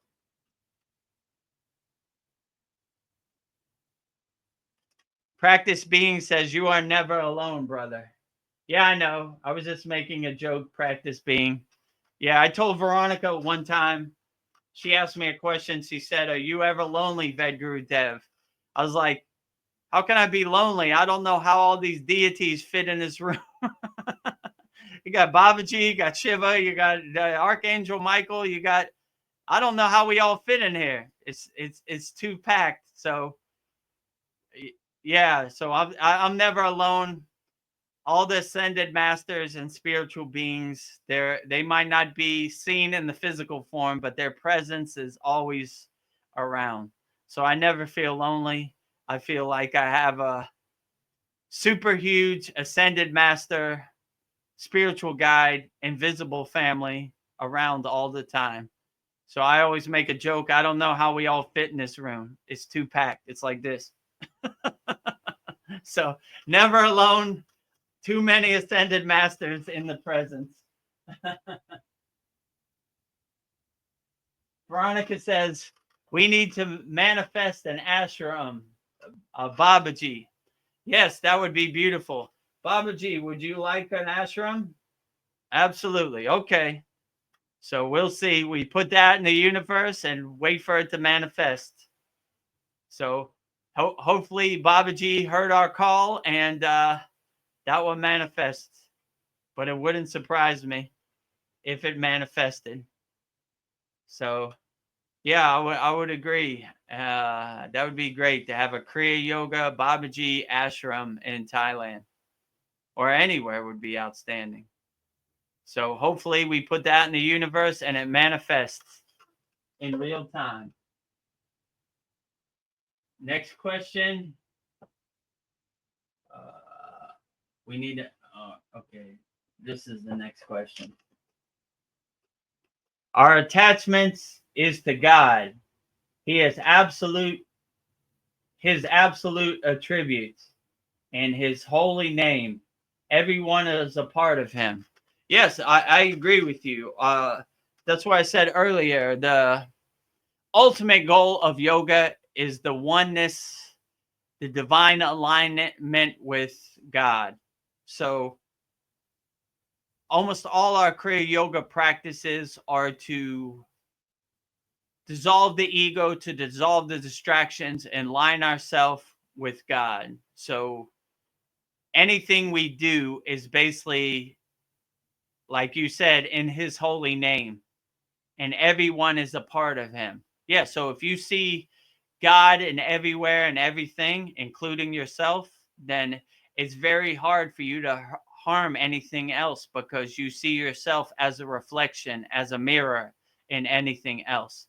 So one of the greatest practices in Kriya Yoga is to see God everywhere and everything.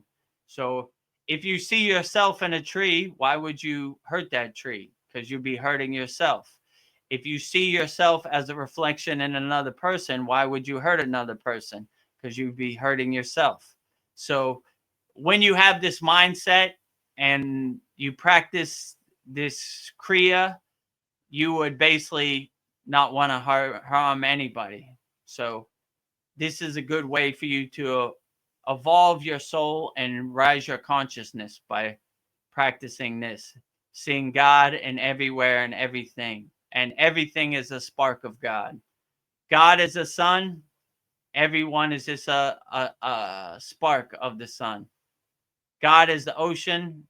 Everyone is a drop of water in the ocean, but ocean all the same. So yeah, I would agree with you. If you attribute God's absolute attributes inside yourself as yourself, then you will always uplift yourself, and you will look at harming or hurting any other sentinel being as junk to you, something you would definitely not want to do. So I would agree with you, practice being. This is a profound statement. Everything is a part of him or her or whatever energy it is. Like I said before, God defined is a God confined. So I don't want to put God in any box or any gender. I'll just say some infinite, cosmic, universal energy. However you want to define it, it's perfectly fine. Hopefully that answers your question, practice being. Paul said, "You're doing a great job, Vedagurudev. We really appreciate it. Not easy without a moderator. And thanks to Veronica also. Jai Babaji. Jai Babaji. All the credit to Babaji. I'm just delivering Babaji's mail. So I take no credit or no glory from Babaji. He's doing all the work. I'm just watching him drive me around, or he's just giving me the mail to deliver. So call me Babaji's mailman. He's driving the car. I'm just witnessing him drive me around. But thank you for the vote of confidence. But I agree with you. Veronica does a way better job than me, just trying to get through it as best as I can. But Jai Babaji for clearing the path. I agree with you, Paul. Thank you for that compliment.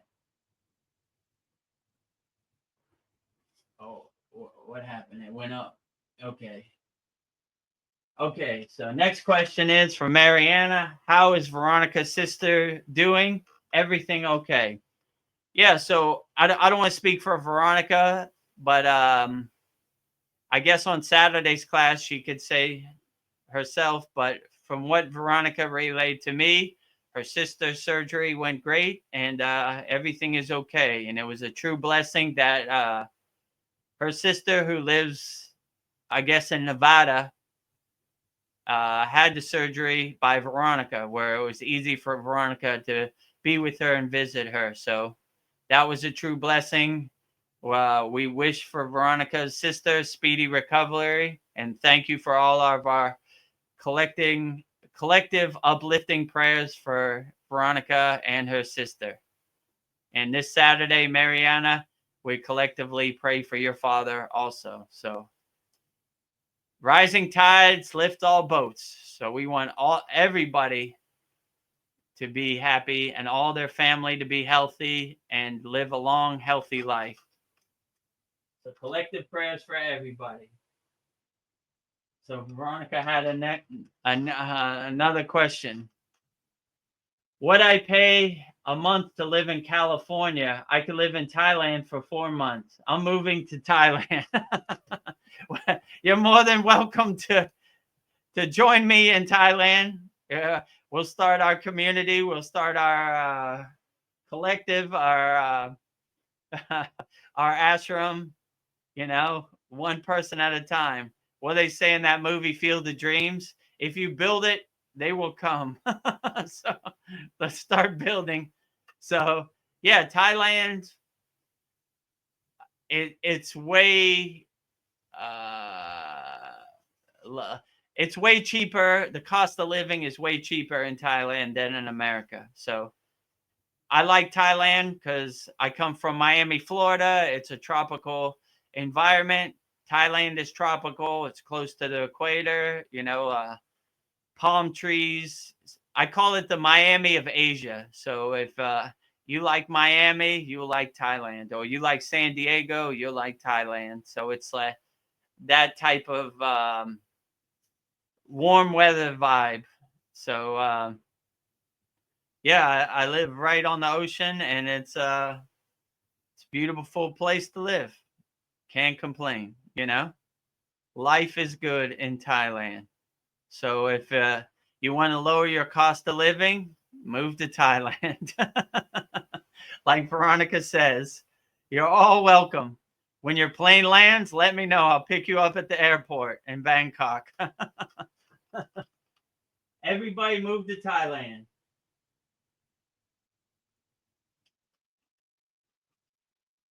So Mariana says, who's mirroring my emojis? Laugh out loud.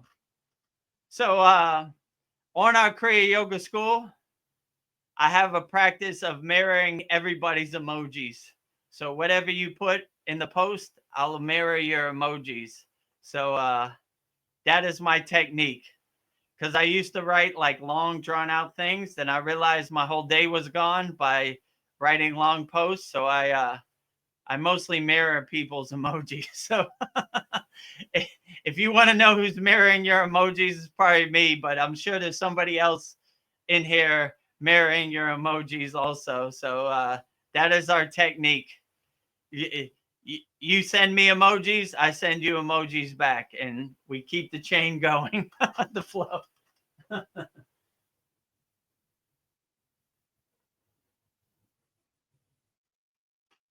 So Harasha says, knife emojis. And okay, well, I guess. Well, hey, now. No need for harsh words over here, Harasha. We only take loving, uplifting comments, Harasha.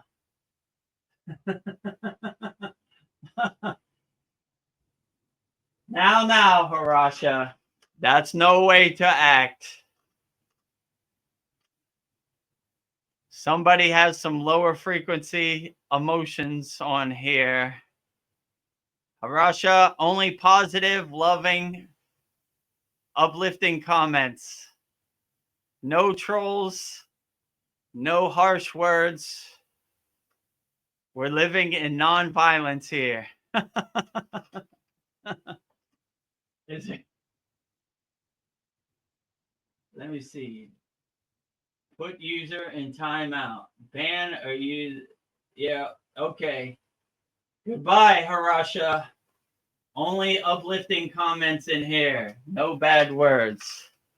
God bless Harasha. He needs the blessing. So talk about somebody who needs spiritual upliftment. You know, don't. How would my guru say this? Some of the pigs love to play in the mud. So if you're a lower frequency being, we only have higher frequency here at our Kriya Yoga School. So we still pray for you, Harasha. No judgment, but you'll get nowhere with harsh words or lower frequency emotions. So pivot, change course, join our free Kriya Yoga School. We'll help get you out of that pit of despair. Use your energy wisely with positive, uplifting, loving words. So, yeah, so let's see. But yeah, I agree with you. Practice being. God bless Harasha. He needs all the blessings he can get. So Mr. Blonde says, with the knives and blood, I don't understand the comments or emojis. Who knows? Some people like to live in their delusion. Some people are in love with the chain that enslaves them. Some birds don't want to be let out the cage, even if you open the door.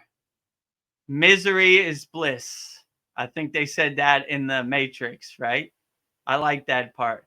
Some people love to be miserable, and some people hate that other people are trying to be spiritually uplifted. So my mother used to say, misery enjoys company. If you're depressed and you're a lower frequency NPC and you like hurting other people or talking bad about other people, then you want company. But my guru used to say, Vedagurudev, you wear all white. No need to roll in the mud with the pigs. So no judgment of harasa. Hopefully you pivot, change course, and see this is not the way. What did Baby Yoda say? This is the way. Find the way, right? If you don't resonate with Kriya Yoga, it's perfectly fine. It's not for everybody. But if you do, join our free Kriya Yoga school. No judgment. We'll still help you. You know, we help, like Mr. Blonde said, we help the murderers, we help the criminals, we help the lower frequency beings get out their rut. So available for you also, Harasha, here. Let's see, right there. Discover the secrets of Kriya Yoga, 100% free. Free kriyayogamasterclass.com. Or as Sandy said, freakrayayoga.com. Type that in, join there. Let's get started on the Kriya Yoga path. If you're a beginner and you have no experience, perfectly fine. This is exactly what the free Kriya Yoga school is for. So freekriyayogamasterclass.com, join it, and well, let's help get you on the path. Change course, change directions, dissolve your ego, let go of all your distractions, let go of all the trash that no longer serves you. Throw that rock off your back. Become a more loving, harmonious, peaceful, still person by implementing the practices of Kriya Yoga. You'll be perfectly fine, Harasha. Let's see the next question. Not answered that. Okay. We operate from absolute love. All inharmonies or lower frequencies are automatically transmuted into blessings. Yeah, I agree with you. Like, I agree with you, Mariana. When you radiate or you glow in absolute love, you create like a protective aura or a protective shield around you where all these lower frequency impurities, harmonies, they just kind of bounce off your atmosphere. You kind of laugh at them like the joke they are. You don't get attached to them. You just see it like the trash it is, and you take the trash to the trash can. You don't sleep in the trash can. So these lower frequency emotions, how would my guru say, hurt people hurt people. So Harasha is crying out for help. We help you too. If we help the murderers and the criminals, like Donnie said, we help you too. So you could put 10,000 blood and middle fingers and knives on the chat. It doesn't affect me at all. I have my shield, my Cavachum shield up, and it just bounces off. Ding, ding, ding. I laugh at it like the joke it is. Babaji said in the voice of Babaji, which is one of my favorites, death is a joke to me. I am the death of death. So if we can laugh at death, what can't we laugh at? This is kindergarten. Lower frequency emojis, it's almost like a comedy show, you just get your popcorn and laugh like, oh, look at this. This is pretty funny. I like this episode of Seinfeld, emoji knives and blood. Not unaffected by it, laughing at it like the joke it is. Like, how would they say? Water off a duck's back. The lotus flower floats on top of the water, unaffected by the water. So unaffected by any lower frequency emotions or comments or whatever. I laugh at it like the joke it is. Oh, cool. We got our member, Tibor is here. So I got one person on StreamYard today. Tibor, how you doing today, my brother? Hi, namaste. I'm happy to be here. It's good to see you all again. Yeah, it's just me and you today, but yeah, good to see you, Tibor. Veronica couldn't make it today, so it's just me and you. All right, that's cool. I was on the YouTube live stream watching while I got things set up. Outstanding. So how you doing lately, Tibor? Everything okay? Everything okay? Thank you for asking. I'm always glad to come watch and learn Kriya Yoga and watch your videos, and especially come on the live stream Wednesdays for the Q&A, which is today. I'm just happy I have fast internet. Outstanding. Yeah, we're glad to have you here. Yep, I'm happy to So be here. Tibor is our member of our Kriya Yoga School Masterclass also. So outstanding. How are you finding the techniques and the classes and everything I inside the love it. Kriya Yoga School? It's very uplifting. It's exactly what I needed. I'm just thrilled Out, about the whole journey about learning and watching the videos and practicing it, the whole 9 yards, it's there. yeah, it's pretty profound. Our classes every week are pretty profound, right?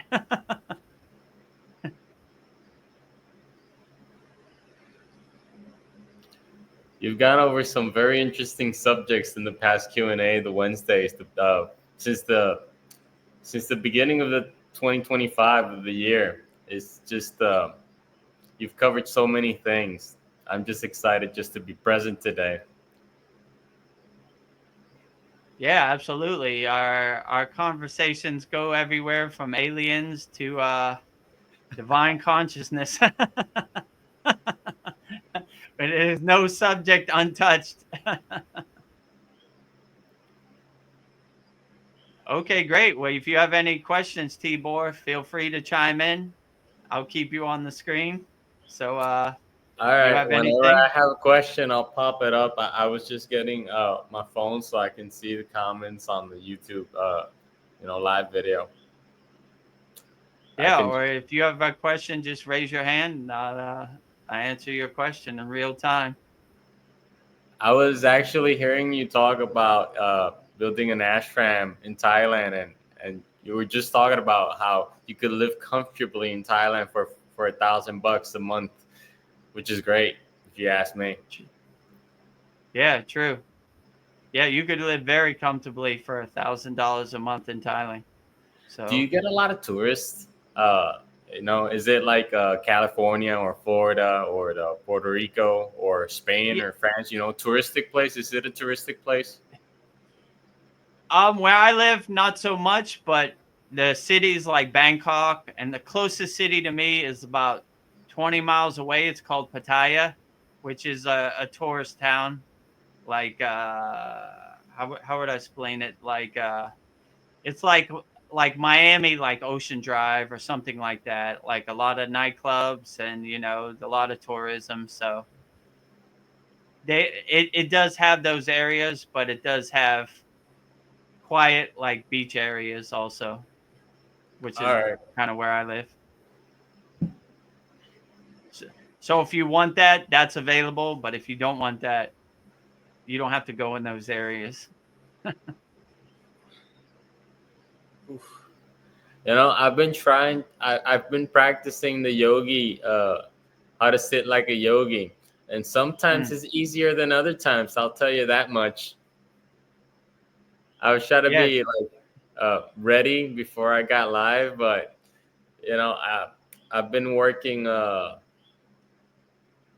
field, with dirt, earth, moving, trimming mm, trees and yeah, such, and moving rocks and dirt and heavy stuff. But it's exciting too because I've never worked that much in the field. You know. mm. wise. Um, I wanted to ask you though, what do you consider that has been your most supernatural experience so far, other than the fairy thing? I remember you telling the fairy thing, you know. I mean, it's too many to talk about, but I'll just say like they've all been pretty profound. I've seen yogis levitate. I've seen them do all kinds of different magical yogic powers. I've been to places like let's say Shambhala, places where you can't visit unless you're on a higher frequency, where highly involved or enlightened beings have been. Um, Seen all kinds of stuff, so-called UFOs, so-called lights in the sky floating around. So pretty much you name it, I've seen it, you know. So After being the, exposed to that many, you know, supernatural experiences, um, I've heard you say nothing surprises me anymore. yeah. That's quite a statement, though. Honestly, like that's a profound, surprising statement in itself. Nothing surprises me anymore. Hey, heck, I'd say if Babaji appeared in front of you right now, that would surprise you a little bit, just a little bit. Yeah, yeah, it would surprise it would surprise me a little bit, but even when I do my sadhana, I practice like Babaji standing in front of me all the time, right? So it wouldn't surprise me as much as people would think, because I try to practice my sadhana every day like that, like Babaji standing in front of me. So yeah, but my guru used to teach me like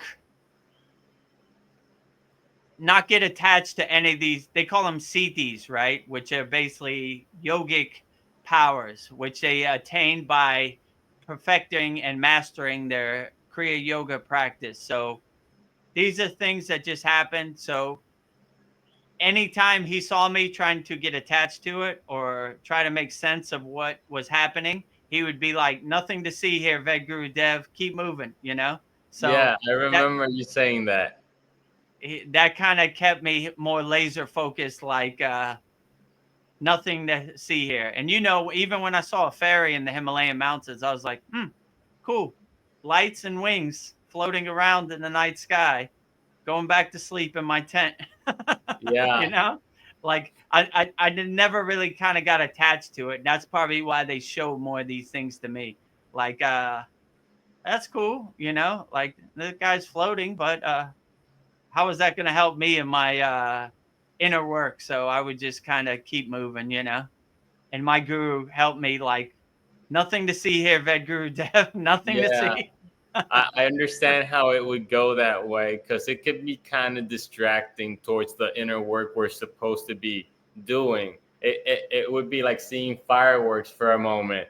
Like, oh my goodness, we could actually do that. Okay, okay, it's the excitement in itself would be enough to for us, myself included, to manage or control it because excitement or it's a very intense emotion. Yeah. And I was telling Veronica before, like, when you try to make sense of it, it goes away. Like it's like water dripping out your hand. You're trying to hold the water, but it just Yeah, eventually drips away. So the real practice is when it does happen, you gotta trick your mind and be like, nothing happening, nothing happening. Yeah, and your mind's like, you know, you're levitating. Nope, nope, I'm not. Regular yeah. day at the office. I You, believe that's how you change control, though. and that's how you really how could I make it go longer, you know? Yeah, Let's say it like that, by not attaching to it. Because if you attach to it, like say you levitate and you're like, oh, I'm levitating, that's when you would fall, right? So you would try to trick your mind into thinking nothing's happening here. Like, nothing? I don't see anything. I don't know what you're talking about. yeah. I was wondering though, maybe because today I'm live and there's no one else on screen other than us. And since because I have my phone here, I can also help reading the comments if you want to, just uh, participate. Okay, yeah, that sounds great. So you will be the moderator today instead of Veronica. I thought Veronica was on today on the live stream though. I I thought she think was. she's on YouTube, but Yeah. she's like checking her phone at work. Oh. Well, where were you at? Because I remember you were at like God bless Harsha. What's with the knives and blood? When we operate Uh, from absolute love, all harmonies or lower frequencies are automatically yeah, transmuted into I'll tell you blessings. where I'm at. Right, absolute love. This is where I was at. If you ever have time, explain how life was becoming a yogi, daily life, and how you transition back to normal life. What is normal now? So yeah, that was the last question. Yeah. So okay, Mr. Blonde, Donnie, I'll answer this question. Donnie is also a member in our Kriya Yoga School Masterclass. So how was life becoming a yogi? I basically it was unexpected because I never wanted to get on the yogic path, but I say Babaji struck me with his lightning bolt. So when I got initiated in the Kriya yoga, I went to Sri Lanka. I didn't want to go to Sri Lanka. I wanted, before I was a Kriya yogi, I was a famous DJ. I wanted to stay in Thailand and DJ. I went to Sri Lanka and Babaji struck me with his lightning bolt. And I would say I had a spiritual awakening. So after that point, the things I used to attach to and the materialism of the ego I used to have really kind of dissipated and kind of dissolved. So I had the thirst and the fever to learn as much as I could about Kriya Yoga. So that's how it basically transformed me. And then I started to integrate the Kriya Yoga practices into my daily life. And that's basically how I transitioned from a normal life, from a yogic life to a normal life. So the hardest part was when I was in the Himalayan mountains and my guru told me I had to come back to the normal world. That's when I didn't want to come back because I basically saw the mountaintop and I wanted to live in the Himalayan mountains in a cave for the rest of my life. That was my goal. But my guru presented it to me. You can't stay here no more. Your job is to be in the world, but not of the world. So it was a hard transition because being a higher frequency being, hanging out with the lower frequency beings, you can't kind of relate. You know what I'm saying? So I told my guru, I was like, I want to stay here in the Himalayan mountains with you, but it wasn't it wasn't my path. My path was to help as many people as I could in the physical 3D world, the lower Maya delusional world. So that's where I'm at. But yeah, what is normal now? Normal now is just doing as much sadhana as possible, helping as many people as I can, you know, doing the inner work, trying to be the best person I can. And when I hear like results and benefits from like our members, Tibor, Veronica, Paul, Donnie, it uplifts me and it helps me. And it helps me because I've been where they've been before. Like I understand. Like sometimes Veronica says, I hope this isn't a bad question. I said I had way worse questions than you had when I started. So answering questions, helping people, trying to be the best yogi I can be, which is a beautiful blessing. So yeah, so basically integrating the Kriya Yoga techniques that resonate with me into my daily life, which helps me overcome whatever obstacles or blockages or resistance that happens in daily life. But Believe me, it happens to Vedagurudev also. Same like it happens to everybody else. Life is calling, and you just have to overcome it, and deal with it the best you can, which is what I'm trying to do. So that is normal for me now. Let's say it like that. So thank you for your question, Mr. Blonde. Let's go to the next question. I got a lot of them. Okay. Mariana has a question. How bad the crime is in Thailand? Can you walk the streets without fear and being robbed or assaulted? I used to live in the Dominican Republic for 7 years, and I was assaulted and robbed twice. What, T-Boy, you live kind of close to Dominican Republic, right? Or is that not close to you? Yeah, I'd say you should be cautious wherever you go, honestly. Because I mean, you could find. I live in Puerto Rico, and you could find crime here too, just as much as Dominican Republic, just as much as America, or anywhere else in Europe, or anywhere else really. It's just a matter of knowing where you want to go, knowing yourself, if you can handle it.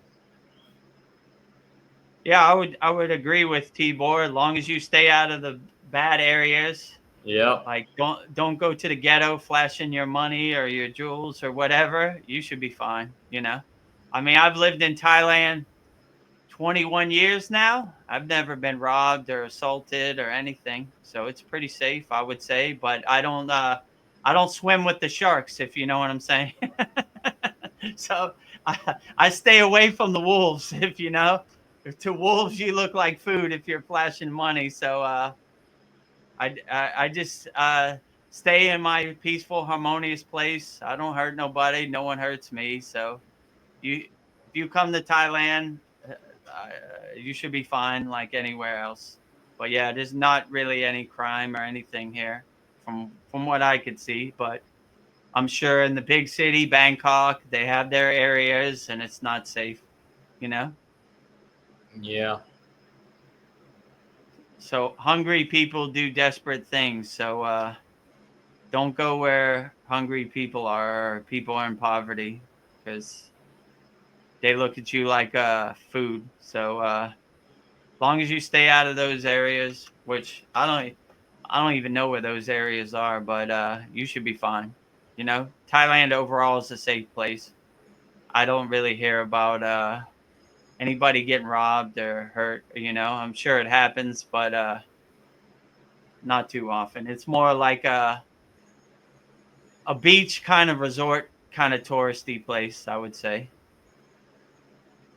So they don't want to have crime or and any problems because it hurts their tourism. So they're trying to clean that up as much as possible, in my opinion. Okay, so hopefully that answers your question, Mariana, about Thailand. You're always welcome. Anybody who wants to come visit me in Thailand. Uh, Next question. Practice Surrender means being. to have firm conviction that God will protect me. Honestly, when I read that, I felt the same way. Yeah, I agree. Like you have full faith that God will always protect you. So surrender doesn't mean like you're giving up your control. It just means you surrender like God knows best and God will clear the path and God will always take care of everything, right? Like anytime I have like a darshan or like let's say like a meeting with God or whatever form of God that comes, it's always like everything's going to be okay. You have nothing to worry about. The path is already cleared for you. Everything will be fine. So surrender doesn't mean you give up control. It means you let a higher power drive your car and you just kind of witness that higher power driving your car, right? So I always say Babaji's driving my car. I'm just witnessing him drive me around. So when you surrender that way, the pieces of the puzzle just come together and fall into place, and you realize you have nothing to worry about. Like all this fear and doubt are kind of putting roadblocks in front of yourself, which you don't need. So long as you surrender and you say whatever is going to happen, let it happen, and I surrender to it wholeheartedly. So one of my favorite mantras is a Babaji surrender, which is basically I surrender to you, Babaji. I let you drive my car and take me wherever I want to go. So you begin to realize God knows best, and you just let God take you wherever you want. So that would be the best form of surrender, I would say. But it doesn't mean you're giving up control. It just means you're letting a higher power drive your car, and you're just witnessing the higher power drive you around. So yeah, Honestly, hopefully that that's answers you. dope. Go ahead. I think that's dope. It's the in the Bible, Jesus says that if I when I leave, I'll send the Holy Spirit, but he uses Mm, another name for it. Uh, so knowing that they live inside us, so it's sort of like a reflection of what you just said, that it's Babaji driving the car, or it's Jesus driving the car, it's God driving the car. We're just the vase. We're just, in a right. way, the mannequin and the soul, since it comes from the source, we're all the source. We just gotta let it be, like the Beatles song, "Let It Be." Yeah, let it be. And this is what he says, practice being. So yeah, let it be. Well put. Well put, Timo. Is let it be. We're the vehicle, and uh, God is just driving our soul around. Oh, the next question says, what time, practice being says, what time standard EST do the live streams start every Wednesday? Hi, Oh, Andromeda. Nice to meet you oh yeah. too.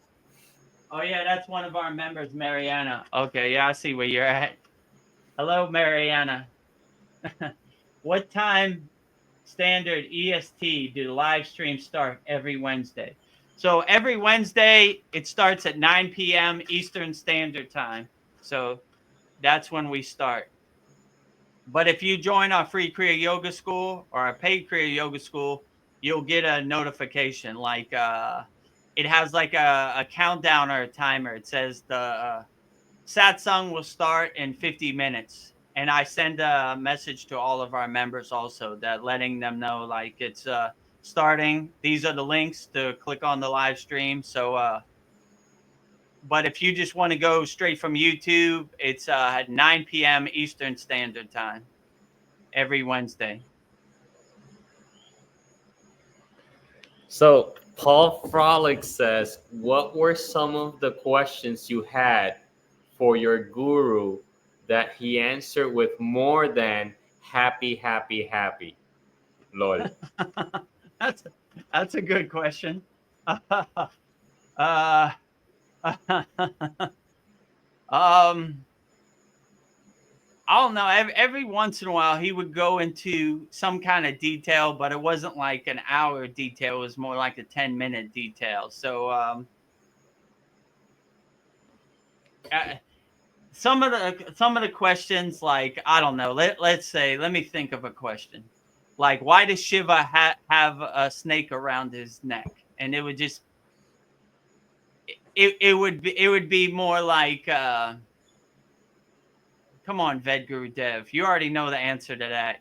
You know the snake is a symbolization of your kundalini, and by his kundalini full and snake, the hood being awake, it means that his kundalini is awake. So Shiva is the ultimate enlightened being, and pure consciousness. So no one's more awakened than Shiva, and something like that. And I'll be like, yeah, okay, maybe I shouldn't have answered that, that question. So it was almost like you already know the answer to these questions. Yeah, I think you just asked me because you want to hear yourself talk. So it was like, once I asked those questions, I realized like, yeah, I already know the answer to that. I don't know. Maybe I just want to hear my guru talk. So it would more be like that. So then it got to a point like, I'm not even going to answer these questions, Vedagurudev. Happy, happy, happy. So there was very few non-happy, happy questions. Or he would say zero. Like he would say, one of the things he answered in depth, he was like, I mean, most of the time it wasn't a question. It would just come out of nowhere. He was like, you know, Vedagurudev, your whole life, you've become a master of distraction. And you've collected all this trash. Look at all this baggage you have. Throw it all away. Go back to zero. Go back to when you were a child. You enjoyed playing in the sun. You were an enlightened soul. Too much distractions and too much junk. Throw away all this junk and just go back to zero. So after that, he would come by me and I'd be doing my sadhana practice and he'd go 0, 0, 0, you know, just a reminder to make me go back to zero. Then Gurudev, you're at zero. Trying, Baba. Keep going. Go back to zero. So yeah, so that it wasn't mostly questions. It was mostly come out of nowhere. Like we would be eating or we would just be relaxing and it would just, these profound insights would come without asking. He would just say something. But yeah, so some of the questions I had from my guru, they were short answers. But most of these enlightened beings, they have short answers. Let's say it like that. Not too much fluff, not too much extra, just short and to the point. So if you've had any interaction with enlightened beings, that's how they talk. They choose their words wisely and they deliver them with precision. So yeah, I would definitely say like, I mean, I really can't think of anything off the top of my head, but I would just say like, they would mostly come out of nowhere. And these were questions I didn't really have to ask. He would just say something out of nowhere. But he did tell me one time, I said, Baba, how will I know when I'm enlightened? And he looked at me and he said, when you have no more questions, you are enlightened. So that kind of diluted my question and answer, you know. And I was like, I want to be enlightened, so I'm going to stop asking too many questions. So hopefully that answers your question, Paul. Let's see what else we got. Sandy says, what are your Hi. favorite kinds of music these days? My spiritual path has included working and playing with sound, healing, and frequency. Yeah, so for those that don't know, before I got on the path of Kriya Yoga, I was a famous DJ, and I DJ'd mostly hip hop music. I work with a bunch of artists, produce music, gold records, all this stuff, right? So I would say then, like hip hop, popular music, whatever. But nowadays, I find myself more singing spiritual songs. So if you pull up next to me at the traffic light, I'm singing all kinds of bhajans, mantra, everything. So my spiritual path, like yours, it includes all kind. I do every kind of devotional thing I could think of. Like when I do my puja, I ring the bell to kind of wake up the gods. If you've Most people probably haven't seen it on here, but in our Kriya Yoga School Masterclass, when I do the yagna, I blow the conch. I have a Himalayan singing bowl. Actually, I have it right here. So here's the conch. So I blow the conch from the conch to God's ear. Play the Himalayan singing bowl.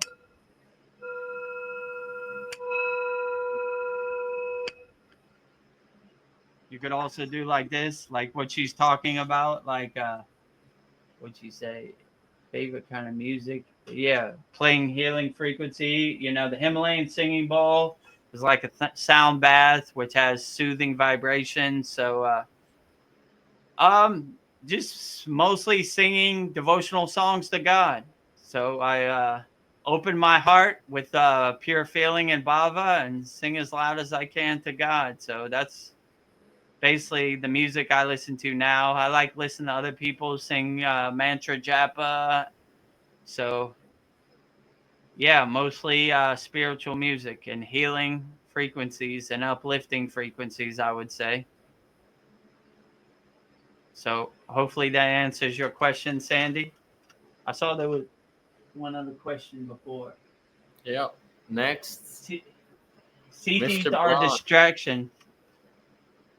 Oh, Oh, yeah. Hold on. There's one more. CTs are a distraction. They happen on their own through surrender. Not enough because they're not thought. Yeah. So practice being, I would agree with you. These CTs are mostly byproducts of your sadhana or your tapas. So these yogic superpowers, they just kind of happen indirectly as byproducts. They're not an end goal. They're basically like a confirmation or a signpost or a breadcrumb that you're on the spiritual path. But they're not really they're not really the goal. So they just happen. And when these CTs happen, they're not expected. You're not really attached to it. My guru used to say, "Who wants CDs?" The short answer, the ego. The long answer, nobody. So you kind of come to the realization, like practice being said, that you don't really need these superpowers. Like, what are you going to do with them? Who are you going to show them to? So you don't. It's almost a byproduct, like a confirmation or a signpost on your Kriya Yoga practice that you're going the right direction. But they're not the end goal. They're not the end all be all. They're just a byproduct that just happens. Like, look at that, cool. I'm floating for half a second. That's cool. I don't know who am I going to show this to or what am I going to do with it. It's just something that happens on as like a byproduct of doing your tapas or doing your sadhana, I would say. But they're not, like you said, they're not sought. Like I never said today I'm gonna levitate. It never works that way. It's just you're so deep into samadhi or deep into your practice that you begin to float and you kind of realize, what am I going to do with that? So like you said, they're not really sought. They only come through intense bhava, like feeling and surrender and just existing and being. They happen. So they happen on their own. They're not really, they don't really happen on demand. Let's say it like that. They just come as like a confirmation or a signpost on the path. So hopefully that answers your question. Practice being. Okay, I answered that question. Let me see. Mr. Blonde was the next one, right? he says, I look at the universe like a loving friend. So the surprises are more like a friend bringing you lunch every day, pleasant surprises, not surprises as in jump scare or shocking in my experience. Yeah, I would agree with you, Donnie. Like I look at the universe as a loving friend, a loving blessing, and whatever present surprise it gives to me, yeah, that's a good way to put it. It's like someone bringing you lunch, like, oh, cool, But yeah, it's not like a jump scare, not like a shocking kind of thing. It's like a cool confirmation. Like I say every day I jump out of bed because I want to see how Babaji surprises me today. Like, oh, look at that. There's a monkey sitting on my Shiva statue. Oh, look at that. This bird sat on my shoulder. Like these good confirmations that you're going the right direction, but they don't really scare you. They're just kind of like a breath of fresh air in the present moment. Like, oh yeah, that was nice. Oh yeah, that worked out beautiful. So Yeah, I agree with you. When the universe becomes your loving friend, then it opens itself up to you, and it hears your calling. Let's say it like that. So yeah, hopefully that answers your question, Donnie. Mr. Blonde. And let's see what the next question is.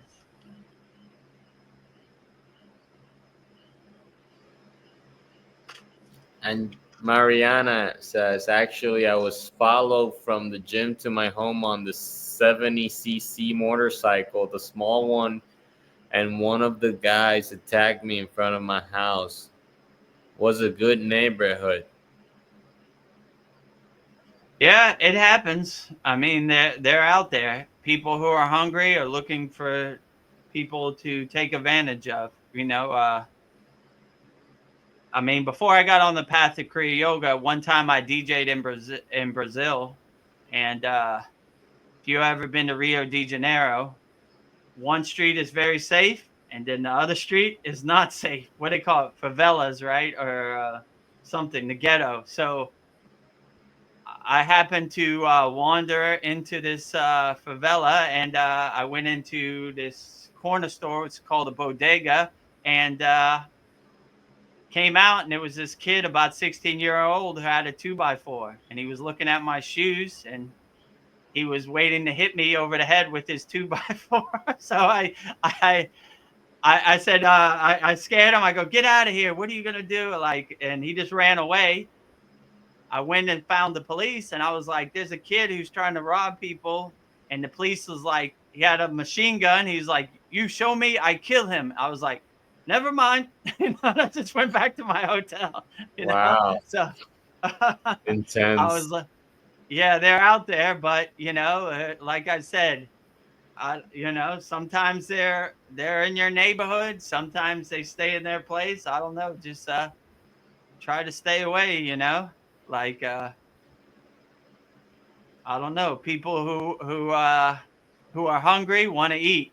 So if they see you as a meal ticket, then they're gonna try to take advantage of the situation. But yeah. So stay safe out there.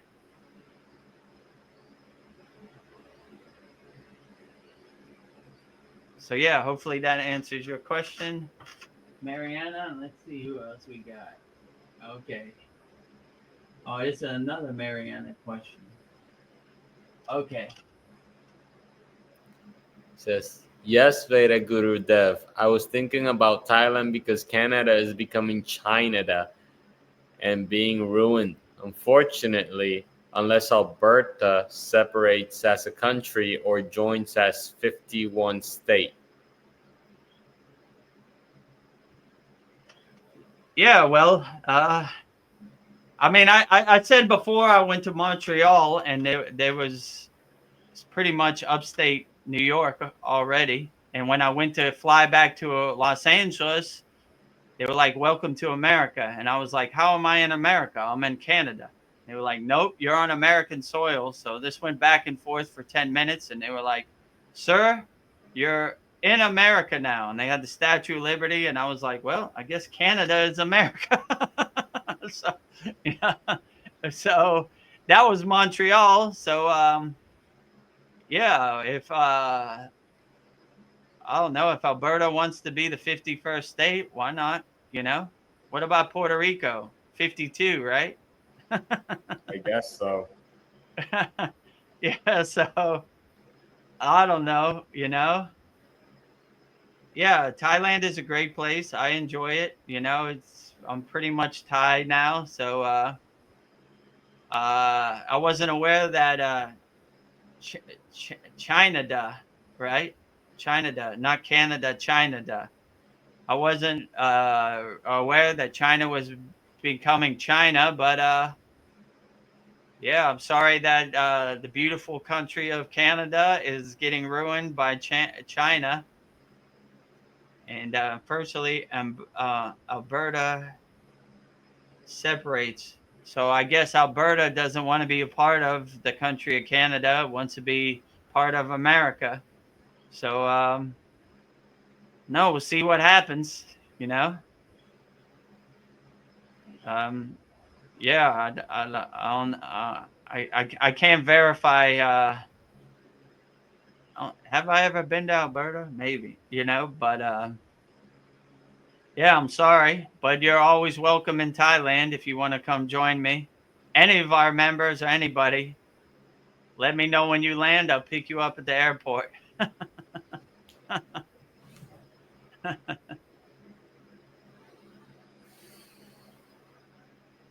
Okay, well, hopefully that answers your question, but You know, hopefully if you I've noticed that whenever you put comments, some of them are not coming up on my screen.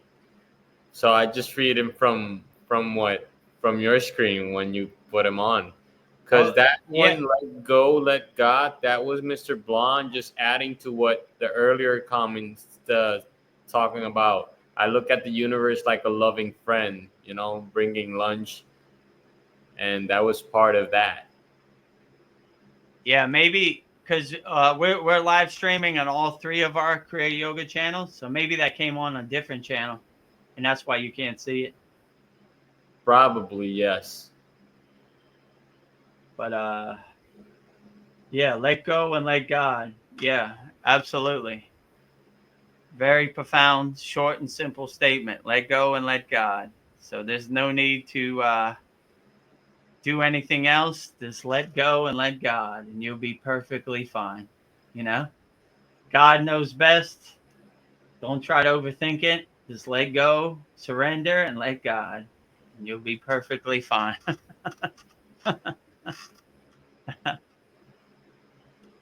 Practice being has a comment below that saying the holy name repeated through japa incubates in consciousness and transforms into light. There is a powerful compound effect.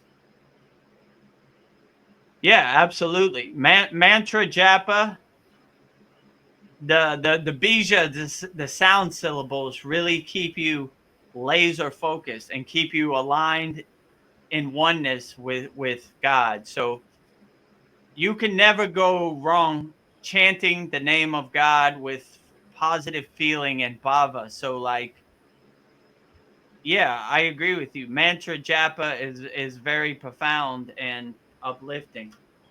So I would definitely say do as much mantra japa as you can.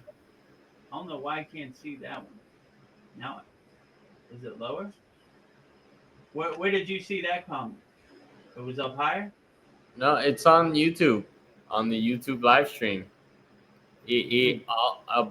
After that, he says, practice being says, great sense of humor, Vedagurudev. Now I'm not seeing it. Oh yeah, now I see it. I had to refresh it. Uh, Great. Yeah. Okay. I see it now. Yeah. Well, let me put that up again. All right. Do it again. So, the holy name repeated through japa mantra japa includes in it consciousness that transforms into light. There is a powerful compound effect. Yeah. So, like I was saying before, when you radiate and vibrate the sound syllables, the bijas of each mantra, it really vibrates and resonates inside your body because your body is mostly water. So it vibrates the water in your body and it aligns and centers yourself through the Susimna Nadi to become the divine oneness with the divine. I would definitely say so. When you say the holy name or any deity's name with what they call bhava, which is like positive feeling, it really uplifts and raises your consciousness and transforms it. Kind of, my guru would say, it lights the cells of your body. So you your physical meat body becomes like a light kind of body, through the vibrations of the bija of each mantra. And it's a, like you said, it's a powerful compounding effect. When all the pieces of the puzzle come together, it uplifts and kind of radiates your body, and your body kind of has that light kind of glow just by saying the holy enlightened name of whatever deity you're saying. So I agree with you. Just by saying mantra japa, it really uplifts you and keeps you centered and aligned with the divine oneness. I would definitely agree with you. Practice being, and it's a powerful compounding effect. Yeah, absolutely. And let's see what else we got. Oh, and that's when he says, "Good sense of humor, Vedagurudev." Yeah, I learned the hard way. My guru used to say, "Why so serious, Vedagurudev? So serious. This is an enjoyable thing. Happy, happy, happy. Stay happy. Stay loving always. Don't take any of this serious. You know, laugh at it like the joke it is. See the humor in this ego play on the stage of life. Enjoy the comedy show. You know, laugh as much as you can. Keep a smile on your face. Keep a good disposition, no matter what."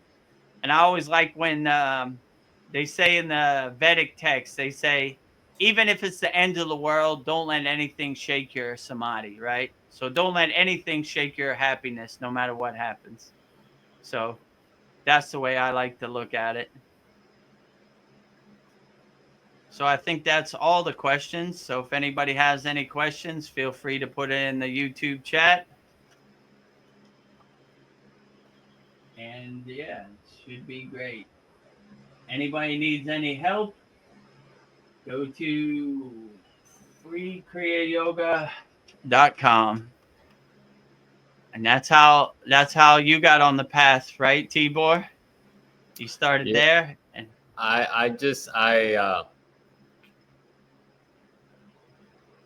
in total honesty, I just looked up yoga and the different on Google, and Kriya Yoga popped up, and we started watching videos, and I noticed that I was practicing the breathing work referred, the different breathing exercises that Kriya Yoga offers. I noticed that I was already doing that, but once I was exposed to the Kriya Yoga knowledge for certain, like okay, I've been practicing this for quite some time, but now I know that I've been doing this. Now I can formally educate myself. So I just recently learned about Kriya Yoga in the past months. And after that, I started searching for a free Kriya Yoga school because, I'm struggling financially. So I also on Google, I search a free Kriya Yoga school or free Kriya Yoga guru. And that's when you came up, Vedagurudev. And I said, like, dang, I got it. Yeah, for real. I'm always grateful for everything. And I'm loving everybody. It's just the way it is. So I was psyched. I was really thrilled to form part of the community in the free Kriya Yoga school, but I wanted more. I just didn't want to settle for for that crumbs of, okay, this is Kriya Yoga, but there's this whole world of it. In the free version, you just get a taste of it.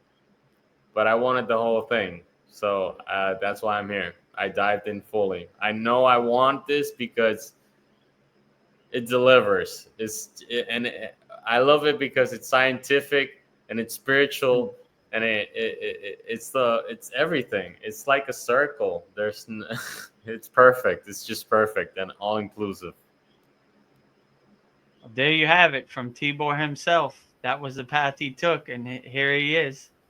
And yeah, and also Tibor went on a call with me right there, Kriya Yoga Masterclass, and he picked his time, and I talked to Tibor live on the call. So if you want to go the same way, there it is, Kriya Yoga Masterclass. It takes you right to the book a call. Click the book a call button, pick your time on the calendar, and there I will be, live in person, Vedagurudev.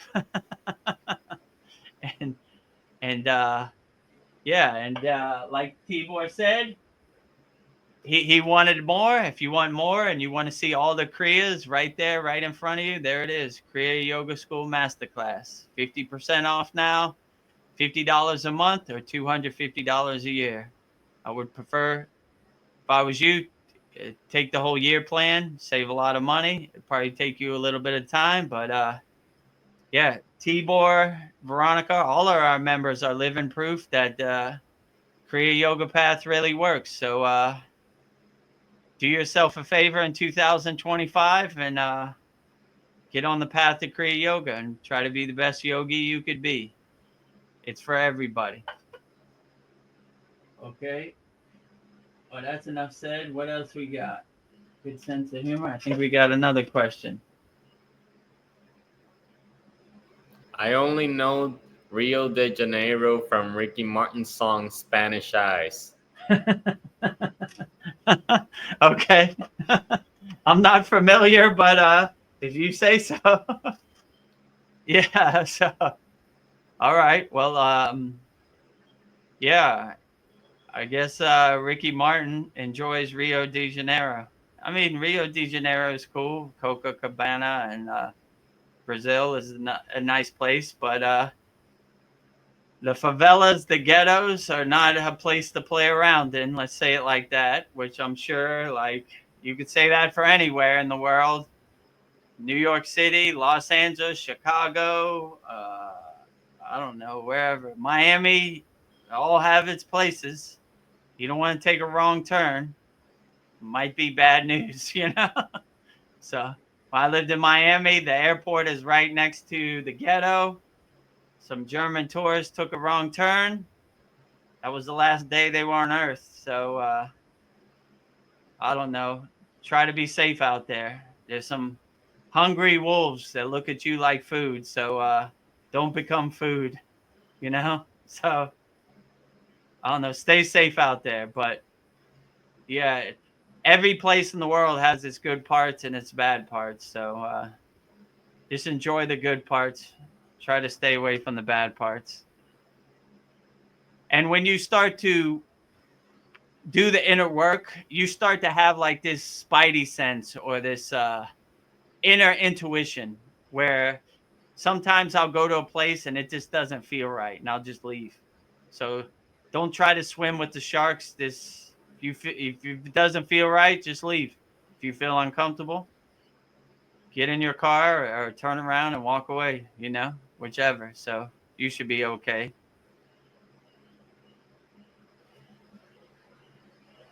So yeah, hopefully that answers your question, Mr. Blonde, Donnie. So anybody have any other questions? Feel free to put it in the YouTube chat. So yeah, Veronica sent me a bunch of questions and I only answered one. Oh, we just got another one. Oh, we got a couple more. Okay. All right. Oh yeah, we got two. Practice Being says, intuition is our inner spiritual GPS compass. True. Yeah. So if you surrender to your inner intuition, it always kind of knows best. Like this is the right way to go. We shouldn't go here. It makes me feel uncomfortable. So yeah, if you always listen to your inner intuition, it'll always guide you the best. So I like how you put that, the spiritual GPS or compass. Yeah, it always leads you the right direction and it'll never lie to you or lead you the wrong way. So always listen to your inner GPS, your spiritual GPS, your spiritual compass, your inner intuition. You know, that I can relate so much with that. I want to share a story about it. About inner intuition is our spiritual GPS or compass. we all have that. We all do it, like the spidey sense, like you said. A couple of days ago, like 2 days ago, maybe 3 days ago, I have two vehicles, or let's say I had two vehicles. I lended one to a friend so he could use it to work. And not even a week in, he drowned it in a flood, in a flash flood. So car's like the total loss. And that day in specific, I had the intuition about calling him. It was around 7 p.m. to 9 p.m. around that time, from 7:30 to 9 in the nighttime. And he was still out working. And I was home, and I thought to myself, I should call him. But then I doubt it. I doubt it. My intuition, that spiritual GPS compass, I doubted it. And I said, I'm not his dad. I trust him. I don't need to call him to check up on him. I'll just let him be. Like we said earlier, I'll just let it be. I don't need to check up. I'm not his dad. We already agreed that I'm going to give him my car so he could do his thing. So, yeah. And then that day at 1 a.m, he calls me for help because the car drowned. He drowned it in a flood. He was driving it, and car stopped because the street was flooded. And when he stopped the car just shut down. And I just wanted to share that because everything's good. It's all settled and it's all taken care of. Well, I'm currently taking care of it, and it's not catastrophic or chaotic for me because I have two vehicles, so I still have my favorite one intact. And I wanted to actually, the one that's a total loss, the one I just shared the story. I wanted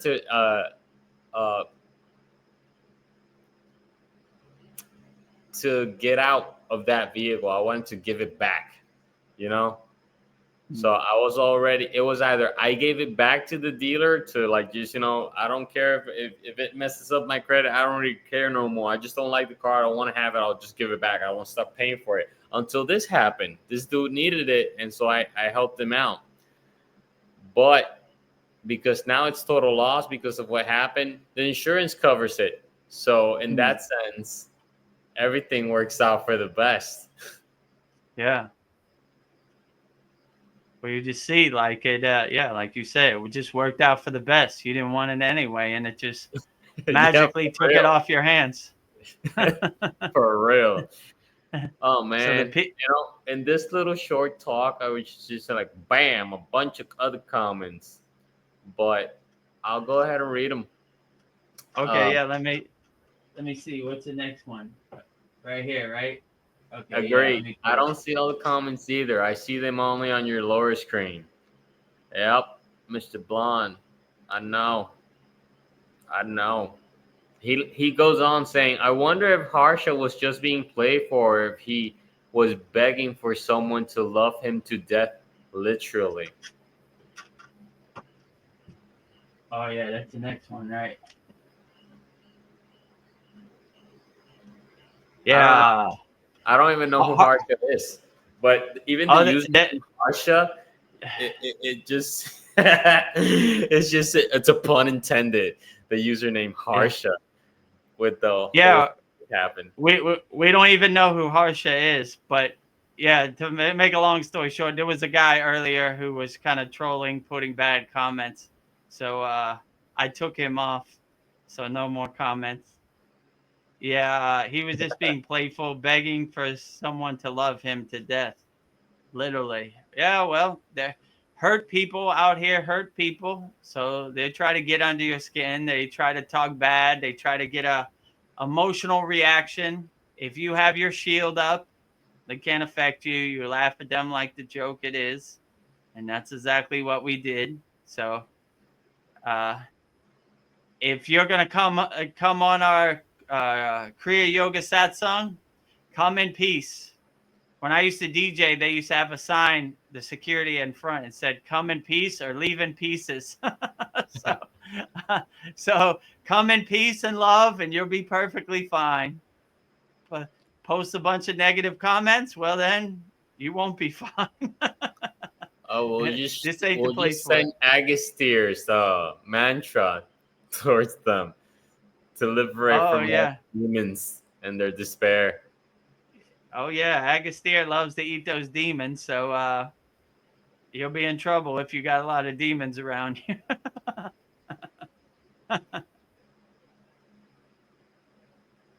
Yeah, so hopefully that answers your question, Mr. Blonde, Donnie. Practice Being says, Put it up there. Yeah, okay. I used to believe that wearing black absorbs all surrounding energies, even negative. But now I realize that's just a limiting belief, and I'm only subject to what I hold in mind. Totally agree, you know? Yeah, totally agree. Like if you start letting other people's perceptions become your perceptions, then they start to affect you. But if you don't have that limiting belief, then it can't really affect you. Like I said before, if a tree falls in the woods and you didn't hear it, did it really fall? So you should be uplifted to such a higher spiritual level that no matter what color you wear, no matter what happens, you really can't be affected by it. Like all these superstitions or preconceived notions are more for lower frequency beings. Like when you reach a higher frequency, you can't be affected by it. It's almost like watching the pigs roll in the mud while you're on a higher cloud. You're on a higher frequency, so these things won't affect you. And there are a lot of examples of this in yogic philosophy. Ram Dass had a bunch of LSD tablets in his hand, and his guru named Karoli Baba saw it, and he said, "What is that?" He said, "No, Baba, you can't take this. This will kill you." And he goes, "Let me see it." And right when he held his hand out, he took them all and swallowed them all and just walked away. And he was like, "I just killed my guru," but he was on such a higher light frequency that none of these physical things could affect him. So nothing happened to him. He didn't go to hospital. Nothing. He was unaffected by it. So if you're affected by these limited beliefs, then they will affect you. If you're not, then they'll just bounce off your shield like meteors in the atmosphere. They'll dissolve on impact. You'll kind of laugh at it like the joke it is, and you will be unaffected by it. So hopefully this answers your question. Practice being. Um, yeah. Mr. Blom says, I always wear black. However, I will say that I've seen that wearing clothes can create static that can mess up your connection to a deity when you pray. So, best to pray in minimal clothes. I mean, I would agree. The yogis, they always wear minimal clothes. They wear like a dhoti, which is basically like a thin sheet just to cover their private parts. Because they want to absorb as much prana and shakti from the atmosphere as possible. So they're always trying not to cover their body as much as possible. So they wear, like you said, as minimal clothes as possible. And it's interesting because in the Himalayan mountains, it's freezing cold, and you see this guy with this thin sheet basically just covering his private parts. So, but they, even like this, when they pray, they put their hands up, and my guru used to say, "Put your solar panels up," because they're absorbing the prana from the atmosphere and the shakti and all the divine energies. They want to make sure they're having it, like that's why they don't cut their beard and their hair is long, because they believe that their hair is like energy conductors, right? So they want to absorb as much energy as possible. So that's basically why they can fast as long as they can, because they're getting nourishment from the atmosphere, from nature, from the prana in the atmosphere. So that's definitely what they would say. So I mean, I never really seen a yogi wearing black. They mostly wear white, like me, or like orange, or different colors for different spiritual paths. But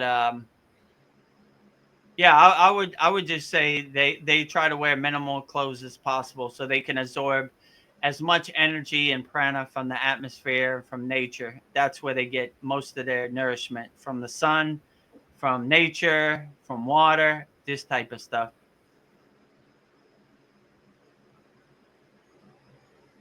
So yeah, hopefully that answered your question, Donnie, Mr. Blonde. I see we got a couple more. Practice being. Come here, correct Harsha. Plus, the only real freedom we have is to not react to anything. True. So yeah, I would just say you're the king of your castle. You're in control, so you control how you react to anything anybody says.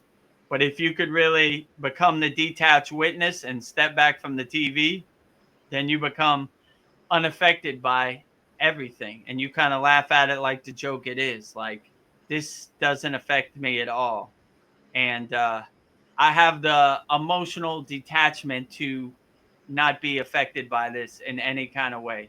I laugh at the comedy show like it is. I'm unaffected. My Kriya Yoga shield is up. My aura is protected, where meteorites can't enter my atmosphere or affect my inner being. So, like, yeah, that's what I would say. Like, you are the king of your castle, and you are in control how you react to anything.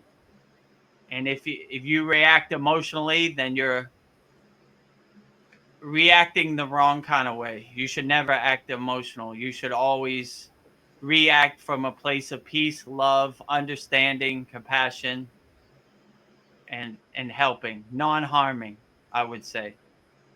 But yeah, well put, practice being. I agree with you.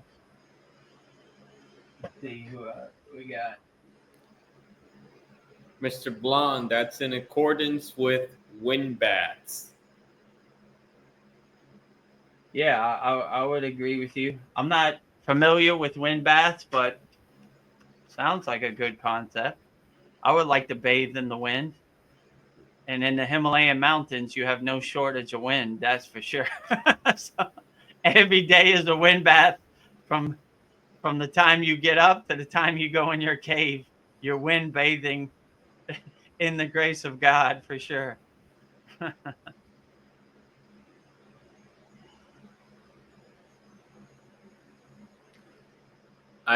You know how the spinal cord holds all the chakras from the base of the spine being red, and it Right. slowly goes up from red, then it goes to orange, then yellow, then green, then blue, indigo, and then violet in the top of the Right. head.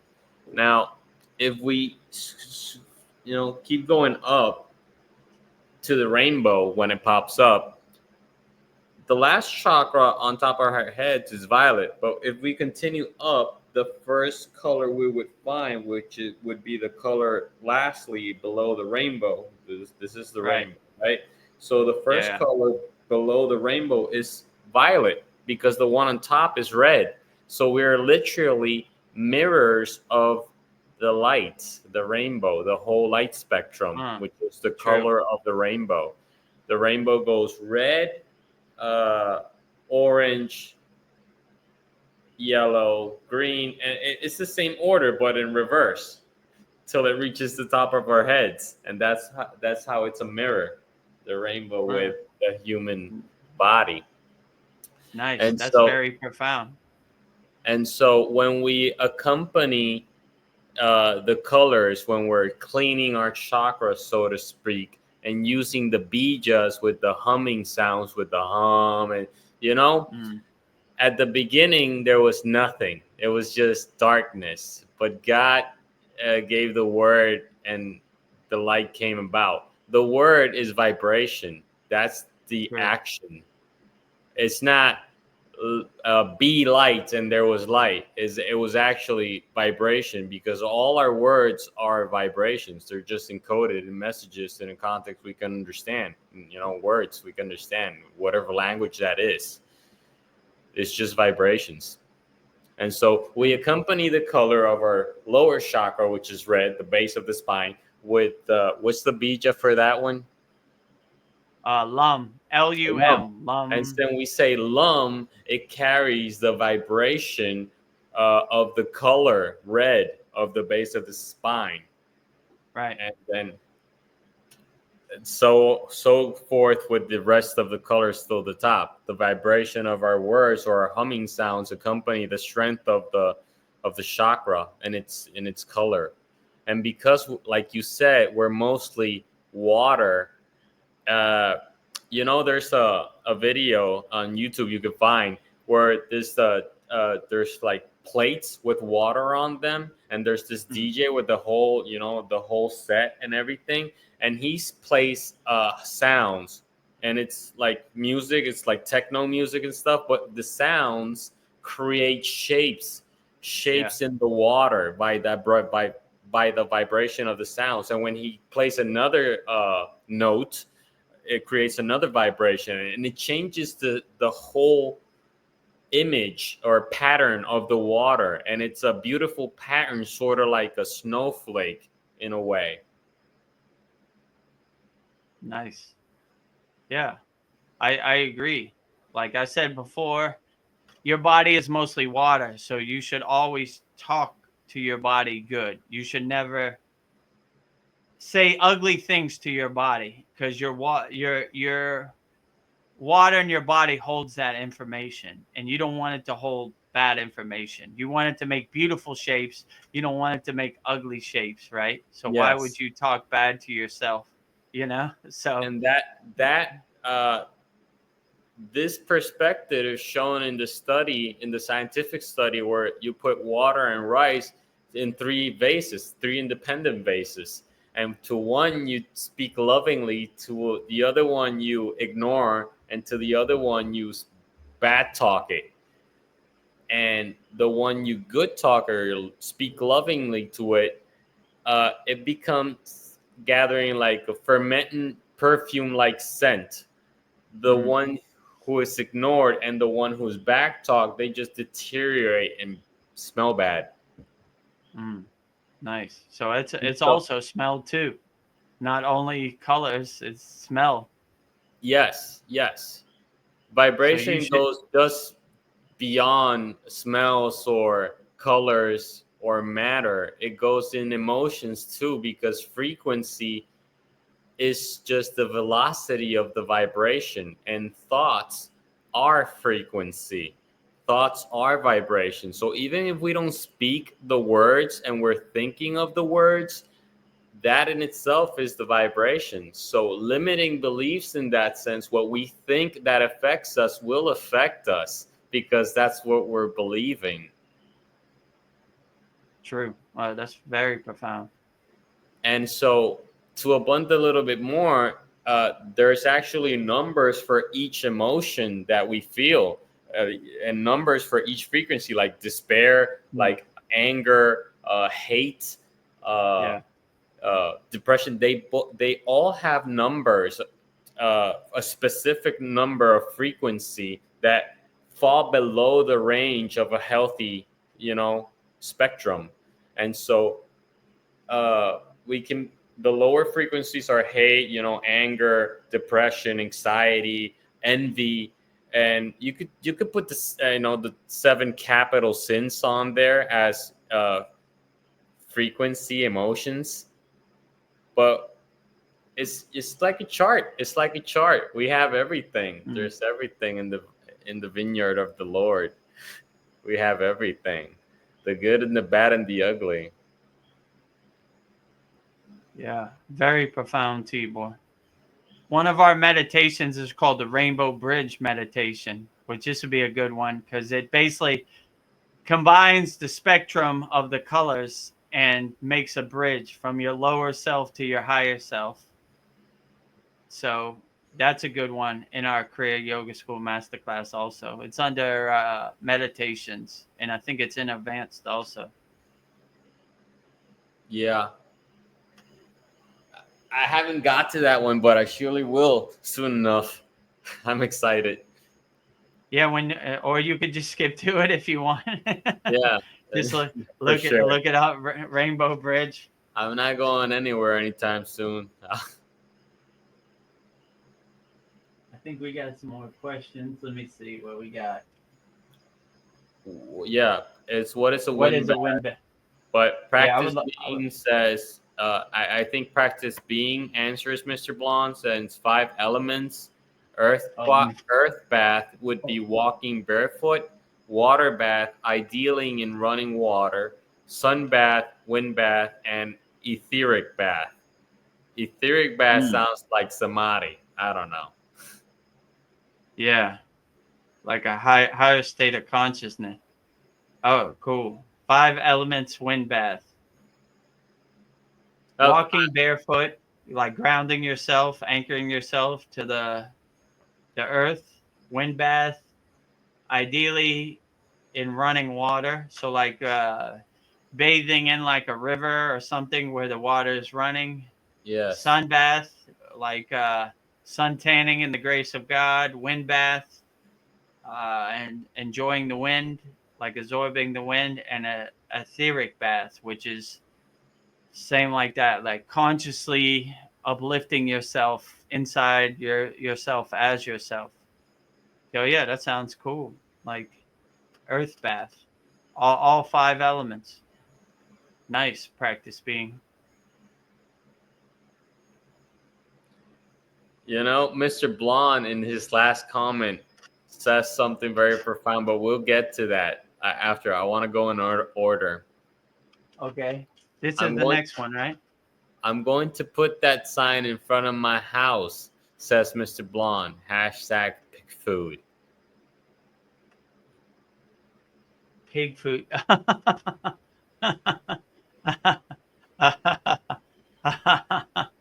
Okay, well, like yeah,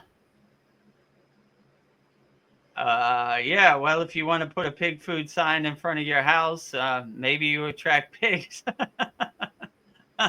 Maybe you want to dance with pigs.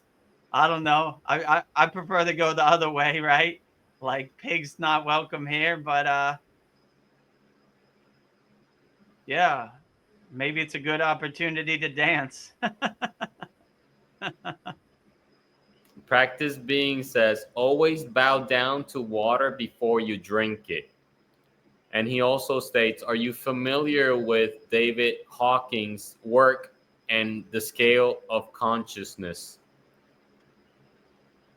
Yeah, so I'll answer the first question. Always bow down to water before you drink it. Yeah, so in our Kriya Yoga School Masterclass, we have a profound food mantra, which is basically we do what's called prasad or prasadam. We give to God first before we eat the food. So we ask for God's blessing to purify or cleanse our food through our food blessing mantra and thank God for the nourishment of the food. And we also call to Annapurna, which is the god of food, right? So we add all that in our food blessing mantra. So we basically bow to our food, like you say, before we eat it, or we give to God first, like we offer to God first before we eat our food as like a food blessing. And that's in our Kriya Yoga School Masterclass. It's called Babaji's Food Blessing Mantra. It's in our mantra classroom. So yeah, I would agree to you. We always give our food, our water, as everything as a blessing to God first, like offering to God first. So thank you for the nourishment of this food, being grateful and giving gratitude to God for the food that's on our table before we eat the food, which a lot of traditions do this also, ask for God's blessing before we eat the food, offering to God's first, which is a profound statement, which I do. I practice every day before I eat. I say my food mantra and everything. So let me see. I'll put. Hey, I got it right. I got the yoga pose. I got it. Check it. Check it. Oh yeah, the full lotus position. You got it, right? See? Yeah, you don't even think about it. You just go into it. I got it, guys. Check me out. Look at Tibor. In It took me long less than a enough. month, how long did it take you? No, I could do it before when I was younger, but I've been working the field like I said these couple of days, so I didn't really stretch out when I tried earlier in the beginning of the call. But I actually believe this can be maintained without straining your body. That True. this could be a natural sitting position, which won't feel uncomfortable anymore after after you practice it enough. It's like Yeah, stretching, in my opinion. Like people who try to do the splits, but it's hard. I can't do the splits, or not yet, to keep it open. I want to do it eventually. yeah, I would agree. Like in our Kriya Yoga School Masterclass, we have the sitting warm up exercises. Oh Rock yeah, the I baby, watched knee that. up and down. And That's that dope. really I helps watched loosen it. up your hip. It helps loosen up your knees and everything. So that's exactly what I did to sit in the full lotus position like this, pat my asana. So just there've been a lot of our members who have thought they would never sit in lotus position. Just practice that sitting warm up exercise every day, and before you know it, there you are And the sitting. So butterfly exercise too helps a lot. yeah, butterfly, windshield wipers, big toes Yes. touching, big toes apart. Really open up your hips and start opening up your hips. Rock the baby, left side, right side, knee up, knee down. You'll be surprised. So, do you know the scale of consciousness thing of David Hawking work? The David Hawking. No, I'm not familiar, but if practice being wants to enlighten me, I'll gladly keep an open mind. I guess if I were to say anything about it,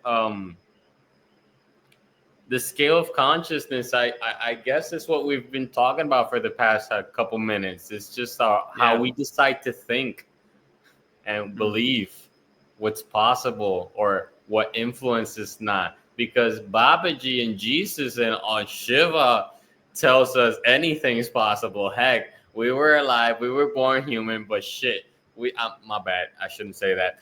But we achieved this transcendental state of control and overall lovingness, oneness, just over time and time again saying, this is possible, guys. Hey, humanity, you could do this too, by the way, if you want to. True.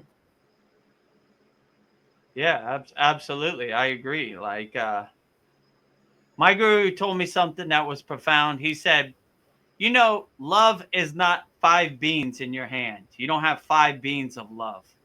Love is unlimited. So if you understand a love is unlimited, give it to everybody. Same with consciousness. Consciousness is unlimited. Like I told before, and Paul says this sometimes too back at me.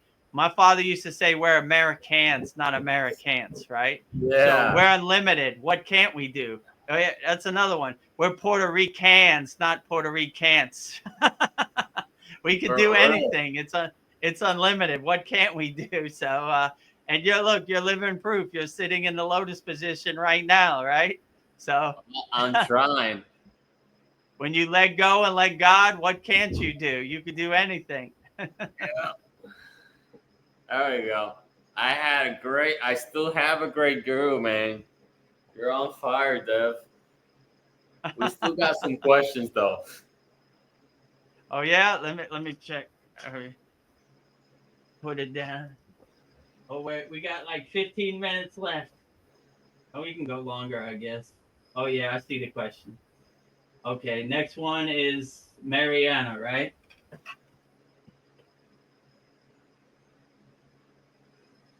I'm off. I am off social media too, Sandy, for a few years now, except Telegram. I use it as private messenger. Too much hate, stress, negativity. Yeah, like I was saying in the beginning, I think that was the first question Sandy asked. If you look at social media just like mindless entertainment and you don't get attached to any of the narratives or any of the shouting matches, my guru used to say, "What do you think of Facebook?" And I was like, "I don't know. I'm not really on Facebook." He's like, "To me, it's a bunch of monkeys throwing poop on each other." So if you get into that slot machine of social media, you'll be in that movie. But if you just kind of witness it from a distance and kind of laugh at it like the joke it is, it really doesn't have the effect on you. And if you just use it as a private messenger, it really can't affect you. But when you start getting into my football team is better than your football team, and you start arguing and getting in shouting matches, you don't want to be going down that rabbit hole. You just want to kind of laugh at it like the joke it is. So that's what I would say about social media. Mr. Blonde says, water holds information. Studies Mm. have been done that intentions can be put into liquids and food. This is a great way to bless food for others. Bow, feel grateful, pray good Mm. intentions into meals. And he also continues saying, I'm not familiar with David Hawkins, maybe Vedagurudev. I'm sure if Paul was here, he might know. I'm just gonna read all of the because he's on a stroll. He has like Okay, yeah. he continues saying the colors of the chakras came after they were attributed to the light spectrum. However, originally the chakras were associated with sound first, not colors. Oldest languages were sound based. However, science and chakras both knew that there are levels to energy, Planck's law. Usually, spirituality and science mirror each other. The water experiment you're talking about, there was a guy named Dr. Emoto who did these experiments, but more recent studies have been done on this. So it's basically more confirmation. That's what science looks for, to be measured and repeatable. Yeah, I would agree. But yeah, like the water in your body, the vibrations in your body, the chakras, when they all kind of come together, it's like a beautiful kind of symphony, inner symphony in your body. It's very uplifting and spiritually a breath of fresh air, I would definitely say. But I would just say yeah, go through the practices. Donnie's in our Kriya Yoga School Masterclass, so just yeah, just go through the practices and whatever uplifts you and helps heal the water in your body, that is the best practice for sure. Mariana says, anyone have read The Law of One in here? Yeah, let me go down. Oh, we got a lot. Oh, okay. Let me see. Science of chakras. Okay, that's the last one. Did I put that in there? Oh, I put the wrong one in. Anyone, there you go. Anyone has read The Law of One.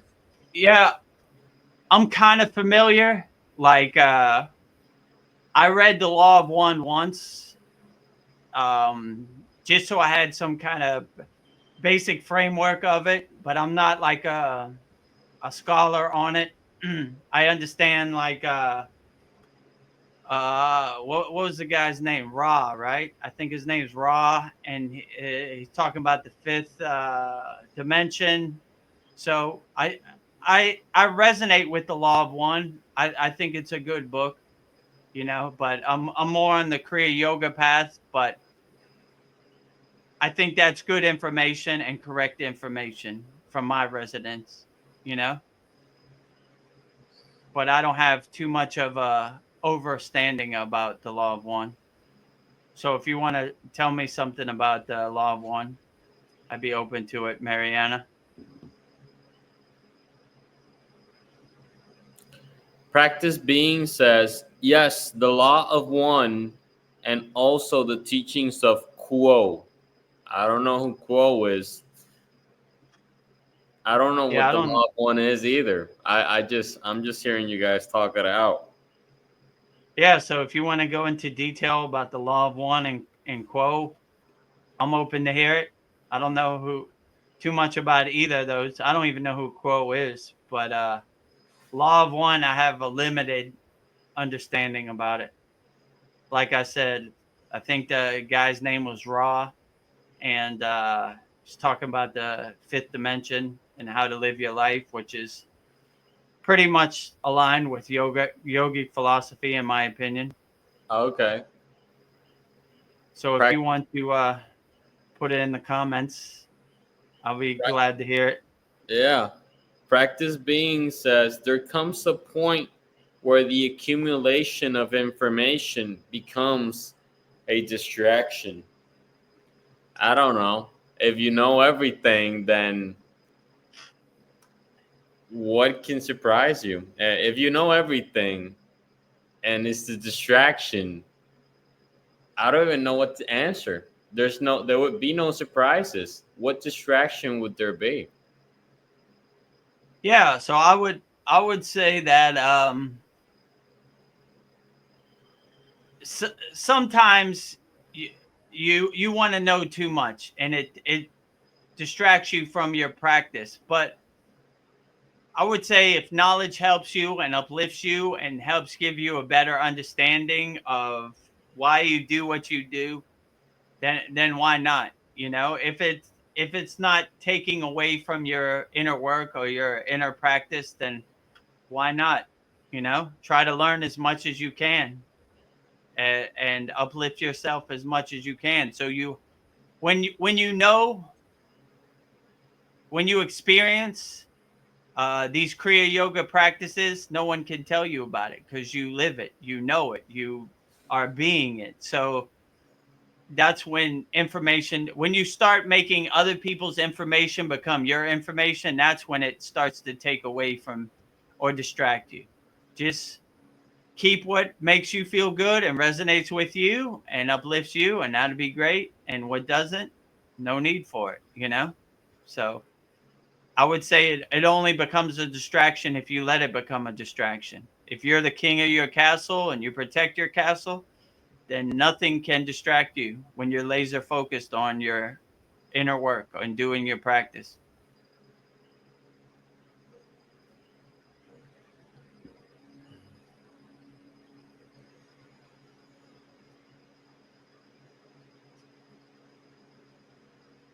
You know, ever since I was a little kid, in my mind, I've always had like background music, and it may or may not have lyrics on it, but I'd be having conversations with anybody. It could be family, it could be strangers, it could be with you right now. But as I'm Yeah. talking, having regular conversation, I have jingles, just different tracks on my mind, Mm. on my head, just playing. Some of them are like well known from songs that we know, but a lot of times it's just lyricless songs or sounds or Mm. music.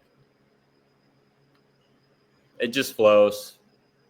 I mean, I know it may be odd, but for me, it's kind of normal because I've been living with it so long. Yeah, like Veronica said, like I've said like Om Kriya Babaji Nam Om Namah Shivaya so much, it just became the soundtrack of my life. It just runs as the loop in the background every day, all day. All It could be, mantras, you know? yeah. I like the mantras and done habitually is what it was stated in the comments. Repeating it becomes like code, like program, True. and and you intensify it. And once you do it subconsciously, it comes naturally. You're just like we stated earlier. We're just being uh, the conduit. God is living through us. We're just True. flowing with it. Yeah, I definitely would agree with you. I They say guess. they say in yoga, ajapa japa, which means God is saying your mantra for you. So you just step back and let God say your mantra for you, which I think is a beautiful concept, you know?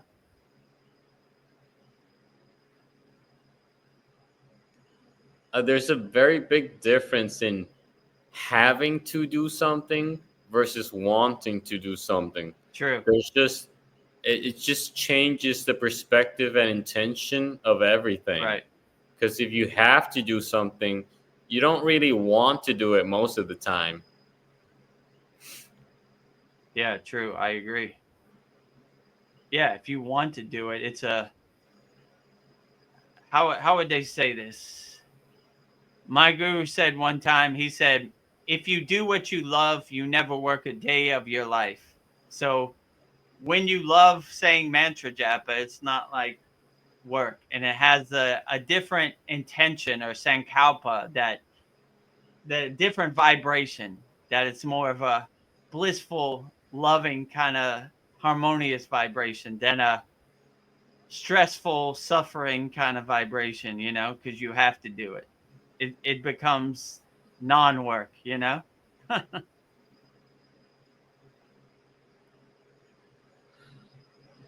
Some people get attached to like lower emotions, like they get attached to anger, like or what's this called? Wanting to take revenge or wanting to make Mm, justice for an injustice done to them. So they hold on to the right. lower frequency emotion of anger like a drug. Because I've been in that position myself. And it's like you Yeah. could be alone in your house, in your room, but you're still just, on the buffet of anger for hours and just Yeah, true. machining in your thoughts what Machiavelli's things you could do to that person to and that's why I say it's like a drug. Those lower frequency emotions that people hold on to, like resentment, they're Yeah. drugs. They're addictive, and they're hard to let go because it reflects on the way you talk and the tone you use whenever you speak to anybody, especially with your family, because Yeah, you true. could be with your family day by day, and it starts the chaos begins once you once you wake up fighting about where the milk is and the food and the coffee and you mira Diana te Yeah. niño te llamo ya mismo. Okay, bye. Yeah. And so they hold on to this as habitual frequencies. Like they repeat it daily. So, okay, now it's tomorrow. I'm going to fight with my mom about the coffee again tomorrow. And with my sister Yeah. about the PlayStation in the afternoon or whatever it is. With, I'm just making things up as I go. But my main point is that we as human beings tend to latch onto a specific negative, lower frequency emotion. And True. we savor it. We don't just latch like parasites. We savor it. We enjoy it. all Yeah. the all the machinations in our on our thoughts of we're gonna do this to him or her, or they're gonna pay. Just Yeah. watch, Yeah. like like the Bruno Mars songs, like the Bruno Mars song. Just don't Yeah. believe me, just watch. Don't believe me, Yeah. just watch.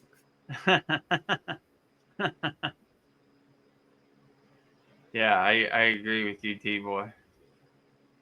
When you attach to that lower frequency emotion, it has a way of dragging you to hell, if you know what I'm saying. Like, and repeating it. Oh, that felt good. Let's do it again tomorrow. I like fighting with your mother. Let's do it again. You know, do it again over and over. I mean, you could just keep it's that cycle over and over and over. And it's just like I've been around people and families that they just do it over and over again. It's like, dude, do you guys like to fight? No, we ain't fighting, bro. We Yeah. ain't fighting. We just talk to each other like this. Yeah, dude, bro, for real? Yeah. And it's just habitual. So it's normal. And to them, Yeah. they're not fighting. But to somebody else, it might look like they're definitely going at it. Yeah, for sure. I agree with you. And so, with that said, it's hard to help people. It's hard. Yeah, for sure. Because, especially, the hardest is to help people that don't want to be helped, or they think they already have the help they need and don't need any actual help from anybody Yeah. else. Yeah, I definitely. hold all the answers. You gotta ask me. Me asking you, please. Yeah, I agree with you.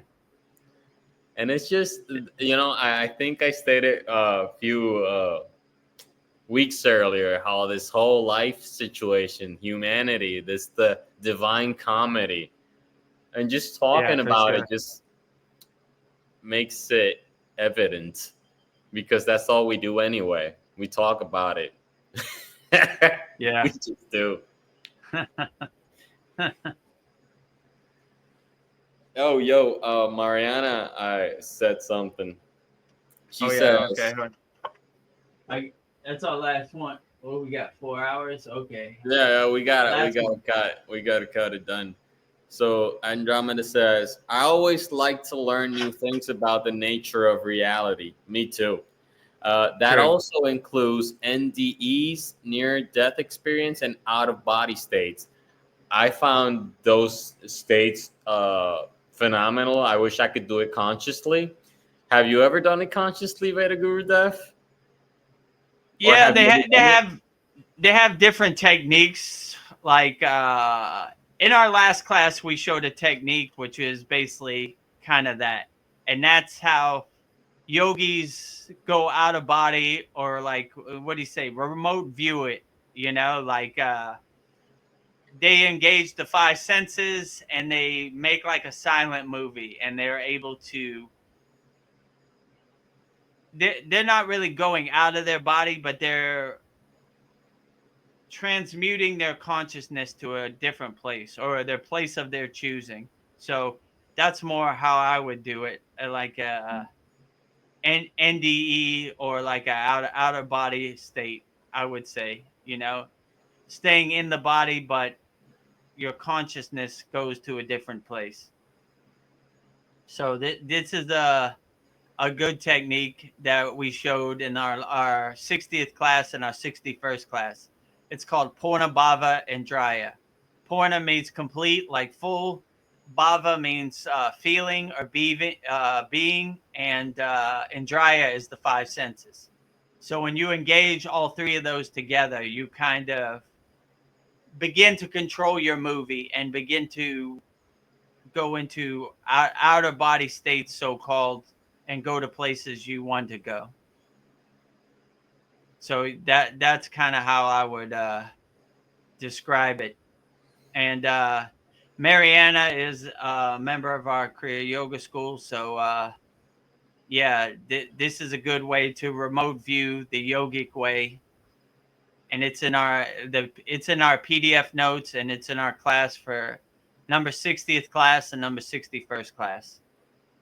So I would try to practice it this way. But this is how you can go out of a body, and you have more control, and you begin to realize you're the creator, you're the director of your out of body state. So this is how I would do it. But I like to call it yogic remote viewing, because you're kind of remote viewing from afar, and especially if you master it.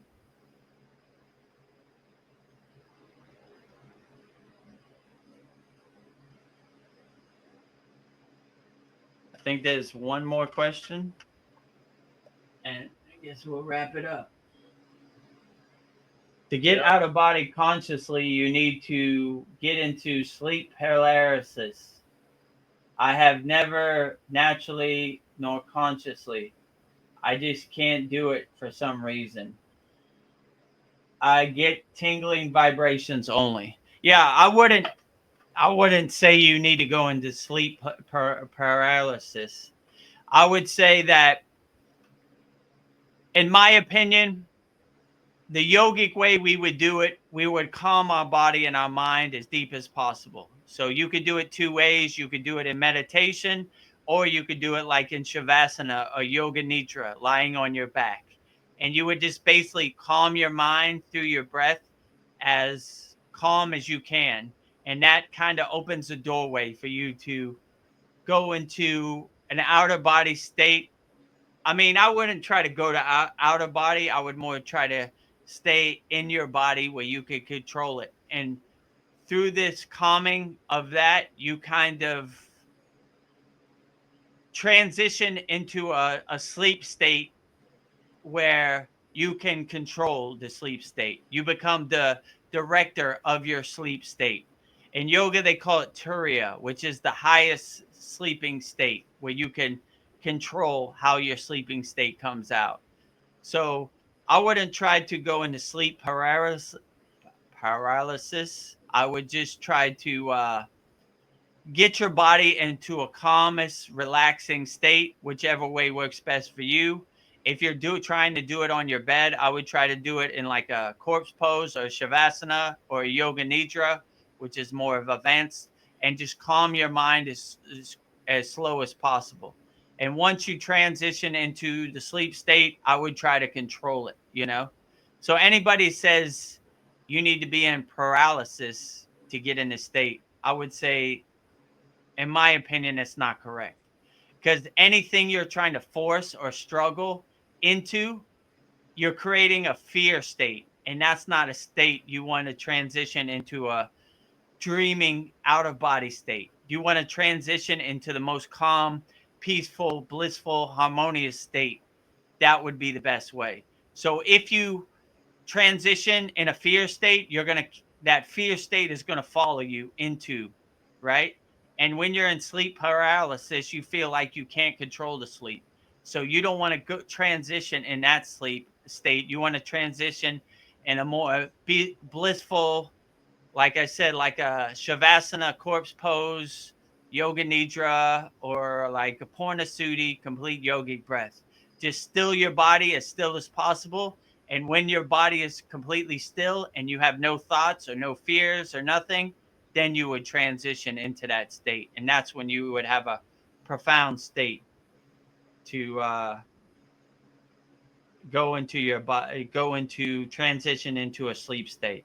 So I definitely wouldn't have any fear or struggle or any paralysis or anything when you go into that state, because that will carry into you and that will make that state not right. Let's say it like that. So I always say transition into sleep as blissful and calmly as possible.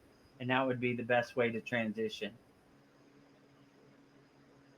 So, yeah, that's what I would definitely say. But I wouldn't go into a sleep paralysis state because you start to panic and you start to fear like you can't control this, right? You want to be in a more of a state where you can control the outcome and you can control how you direct your movie. So I I wouldn't definitely go into a sleep paralysis state. I would go into a more conscious, relaxed, deep relaxed state. Like, it depends how you do it. If you do it in meditation, I would do like Purnasudi first. Just kind of calm your breath, calm your mind, detach, let go, like Sudi, from all your thoughts that come in your mind. And when you have no thoughts and you're completely centered and you're completely aligned, then I would go into the sleeping state. That's what I would recommend. But that might be the reason why you can't get into that state. But if you're feeling some tingly and some vibrations, you're getting close. You just need to I would drop the sleep paralysis part of it. I don't know who said that, but in my experience, when you go into these higher states or these remote viewing states or NDE states, you would want to transition in a blissful state. You wouldn't want to transition carrying any kind of fear or paralysis with you, because that would follow you into that state, and that would distract you. That would open the door for your monkey mind. So I would definitely say just go into a deep, relaxed, calm kind of state. That would be the best way I would suggest to go into that state. You kind of answered her next question. Okay, I didn't even see her next question. Let me see. Okay.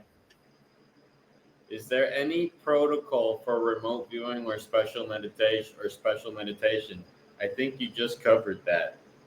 Yeah, so I would say, like, you have access to our Kriya Yoga School Masterclass. We had a very profound meditation, which is called, in our 60th class and our 61st class, which is called Purna Bhava Indraya, right? So it's basically that, like I said, that would be the yogic protocol for remote viewing. And in our class is all the PDFs. I explained it in detail in the class. And if you have any questions, I'll answer it in the next class also about it. But yeah, I would download that PDF. I would go back and watch or skip to that part in our 60th or 61st class. And that's how we would yogically remote view. And that's the yogis I knew. That's how they remote viewed. So yeah, it's in our Kriya Yoga School Masterclass, Purna Bhava Indraya Dhyana, which is meditation. So that would be the special meditation for remote viewing, the yogic way, I would say.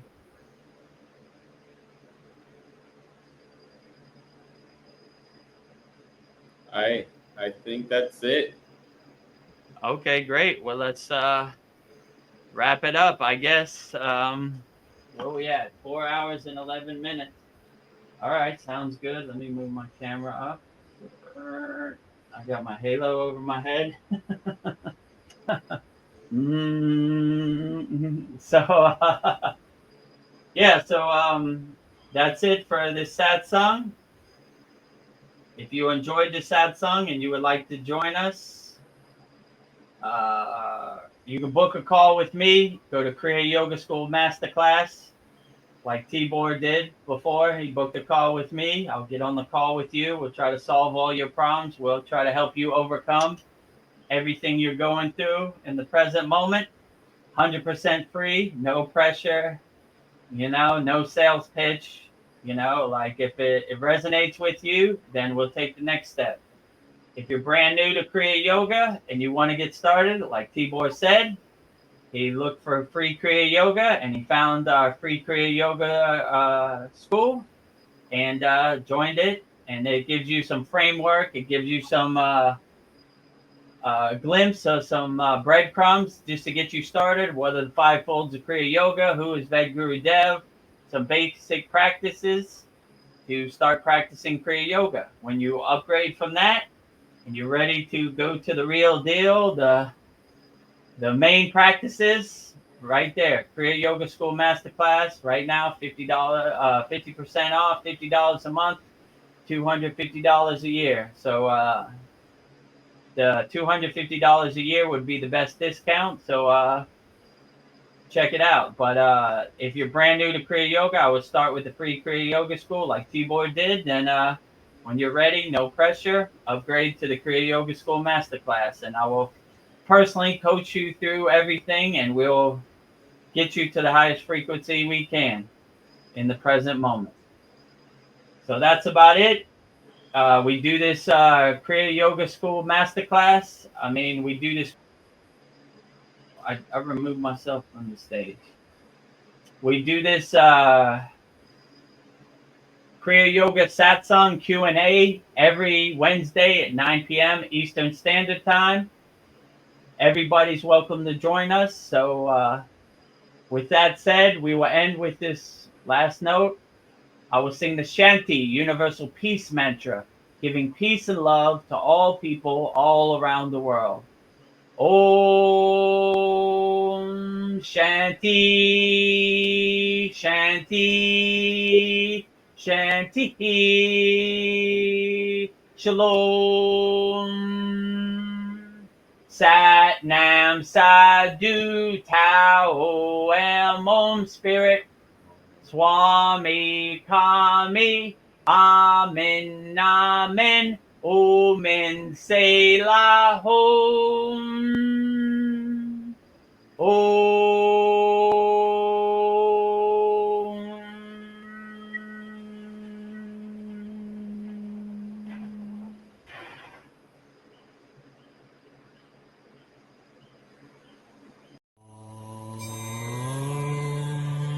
Kriya Babaji Namo.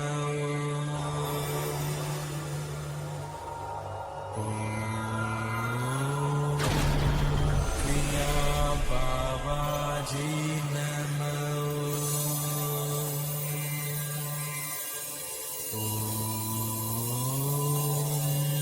Kriya Babaji Namo.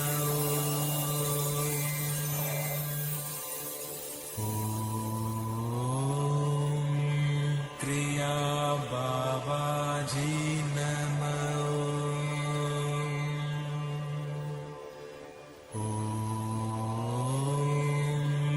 Kriya Babaji